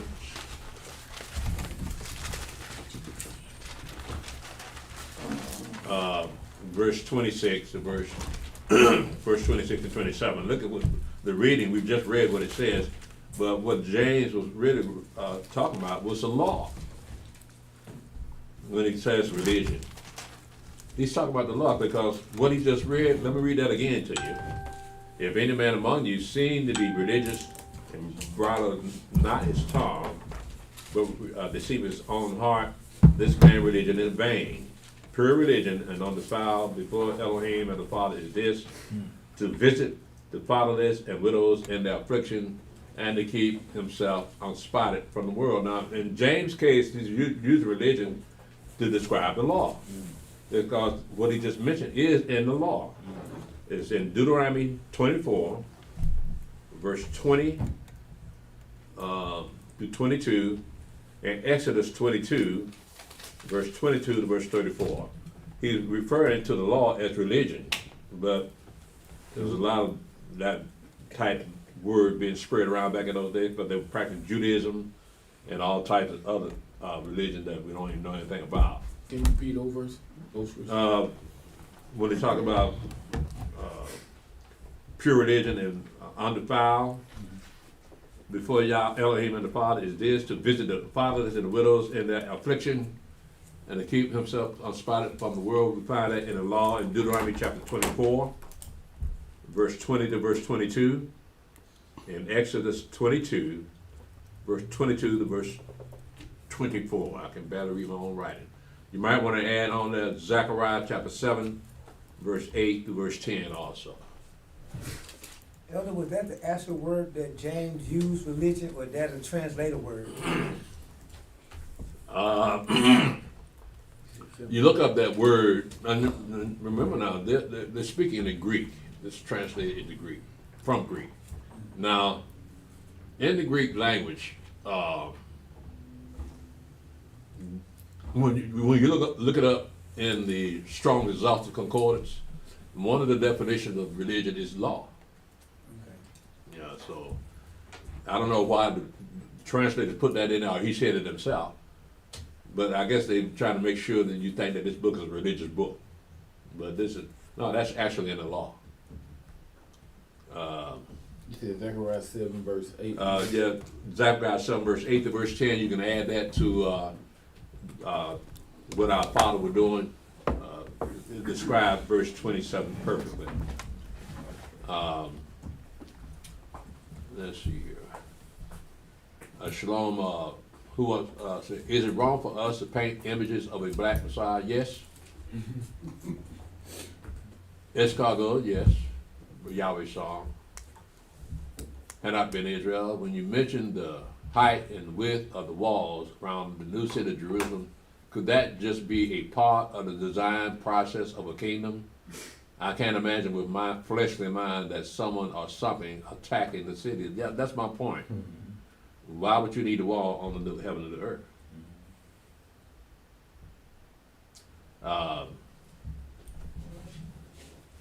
Because again, walls are for protection. But what you gonna be protected from? Yeah. That's what I was saying. Then how tall it's gonna be? So I was like, man. Well, you have to look at that and compare the size of that city and the walls with the rest of the new earth. It's got to be bigger too, because that city being that tall, that takes up 2/3 of America. 1,500 feet tall, 1,500 miles. Right, that's 2/3 of America. Just for one city. You're talking about just the distance. For one city. For one city, just one city. So you ain't gonna have everybody else in the land. They gotta have a place to stay themselves. So that's just a city. Ain't talking about the land of Israel. Do you think our new bodies will be bigger in our new bodies? I guess you have to wait and see. But you can't die on the new earth. You can't die no more, right? And so with that, it didn't say so. Well, yeah, yes, it did. You're gonna have angels on the new earth too, right? So you're gonna have Israel there.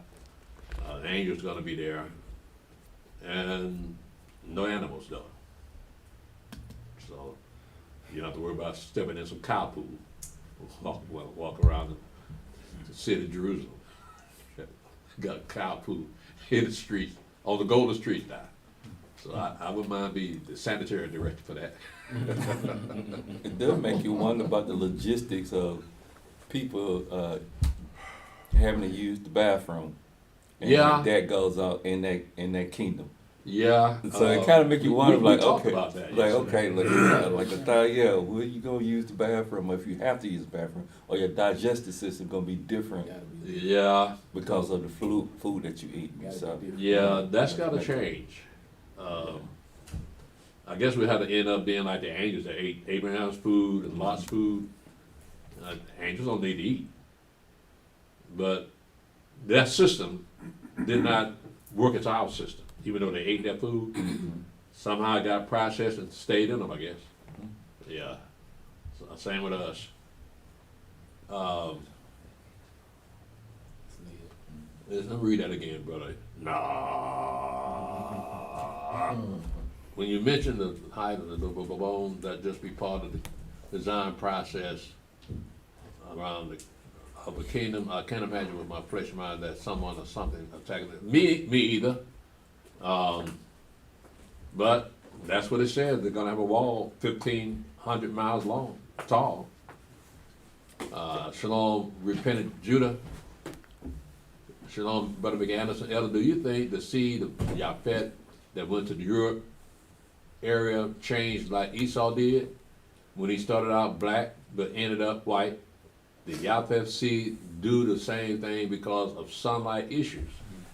No, I wouldn't say that, because you can put Gentiles in South Africa and they'll still look the same as when they first went in there. You got the South Africans have been there for hundreds of years, and they still white. So, but something happened at the Tower of Babel that when Yahweh confused the languages, these people went to their own separate lands. Somehow they changed physically because, yeah, you're right, Japheth and Shem and Ham started out black. They had black children, and they all spoke the same language. But what changed when they got parted away from each other? Elder Azariah, thank you, Brother Zach. To Zach, y'all didn't even know. I told you though, I said that, no. Shalom, Zach. All right.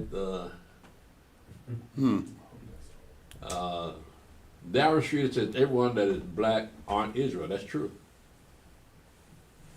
So the IUIC actually got the Mexican men marrying our women, having children. Are you serious?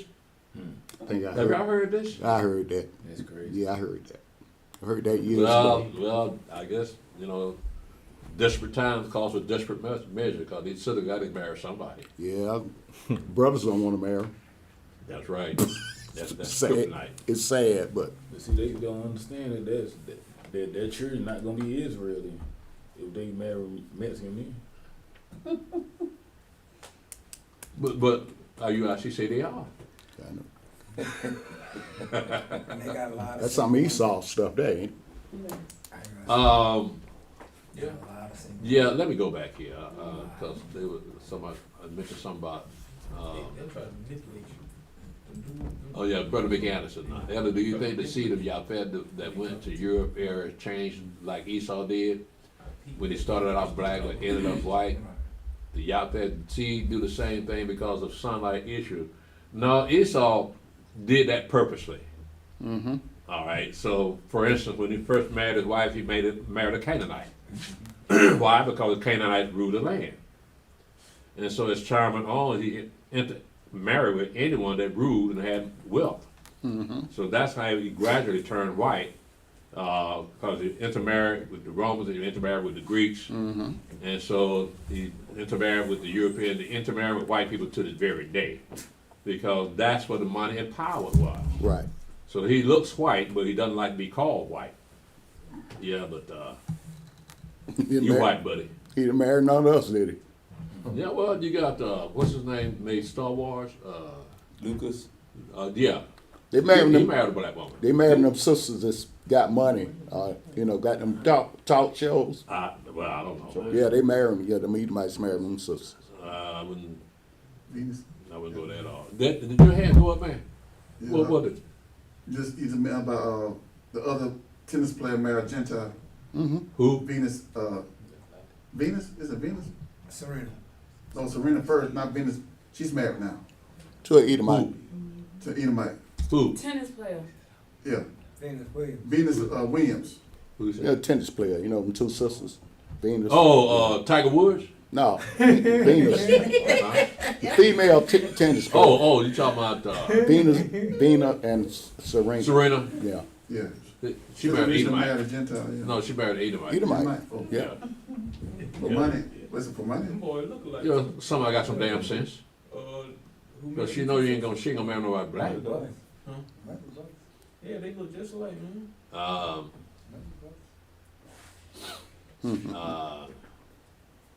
Yeah, Brother Benaiah, yeah, they think that the Mexicans are part of the Children of Israel, but they're not. So they're trying to take advantage of people. And they're going to be very disappointed if they have children, that them children will not be Israelites. I think it's a very, very sad thing that we as Yahweh's people can't seem to ever get it right. For us to just do what His Word says, to just love one another without condition. Well, yeah, that's been our issue, isn't it? So we accept the fact that we've been a rebellious people, don't know how to love one another, but we the chosen people. Don't you know Yahweh saw that in us before He married us? He saw that. If He married white people, it wouldn't be very interesting. No, We're very interesting people. they would have done what he told them to do. Yeah. And he wouldn't have been glorified with it. Busing is a word used for it's really good in Alabama. That's right? Is that what that means? Mm-hmm. See, I'm learning, y'all. Give me time. Brother Miguel, Shalom, Elder Priest, and Saints, I thank Yah for, thank Yah for awakening me, allowing my eyes to see and ears to understand. I was at my desk at work. A video came up. I tapped on it. The spirit leaped, going since 1915. Correction, Elder, I've been running this race since 2015. We're gonna have a ball at the feast, at the first feast in New Jerusalem, Yah willing. Yah be the truth and every man a liar. Okay. Who wants to know? So, Elder, Israel was before the Messiah, and was he the one who helped create the world? Thank you, Elder, for answering my questions.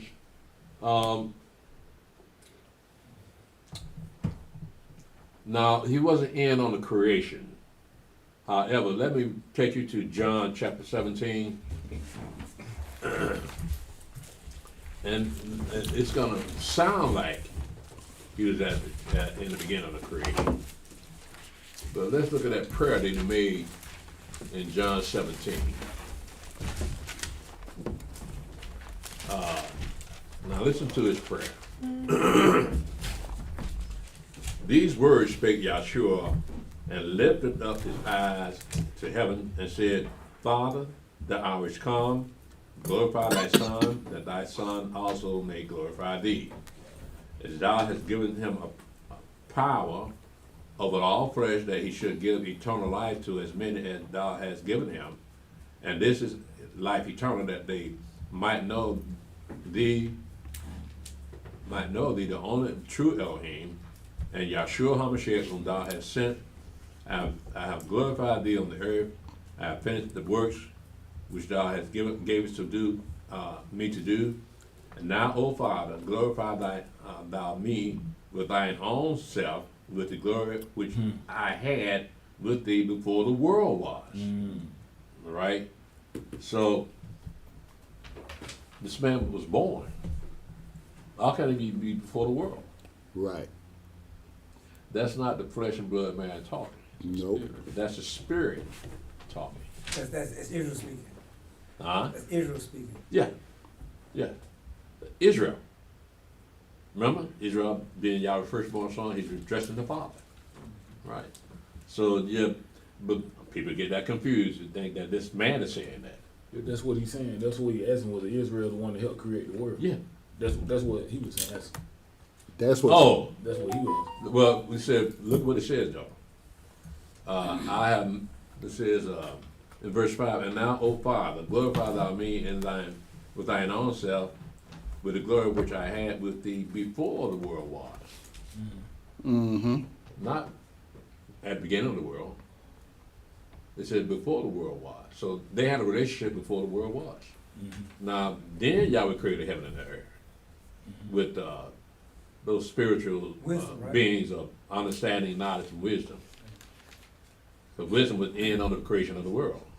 Yeah. That's a question I forgot I was supposed to ask. Is wisdom, knowledge, understanding, they're like living entities? Yeah. Can you consider them angels, or they just living entities? The spirits. Spirits. Yeah. Oh, spirits, okay. But they're living. All angels are spirits, but not all spirits are angels. Okay, I got you. Yeah. To prove that, let's go to Hebrews. See, y'all won't let me go. Just wait. Just wait. You ain't through. If you just saying the same, we got a lot more. Yeah. Be here for a minute. Hebrews chapter 1. And I'm just going to pick up 13 and 14. It says, but to which of the angels said he at any time, sit on my right hand until I make thine enemies thy footstool? Are they not all ministering spirits sent forth to minister for them who shall be heirs of salvation? So the angels are spirits, right? But our spirits are not angels. Right.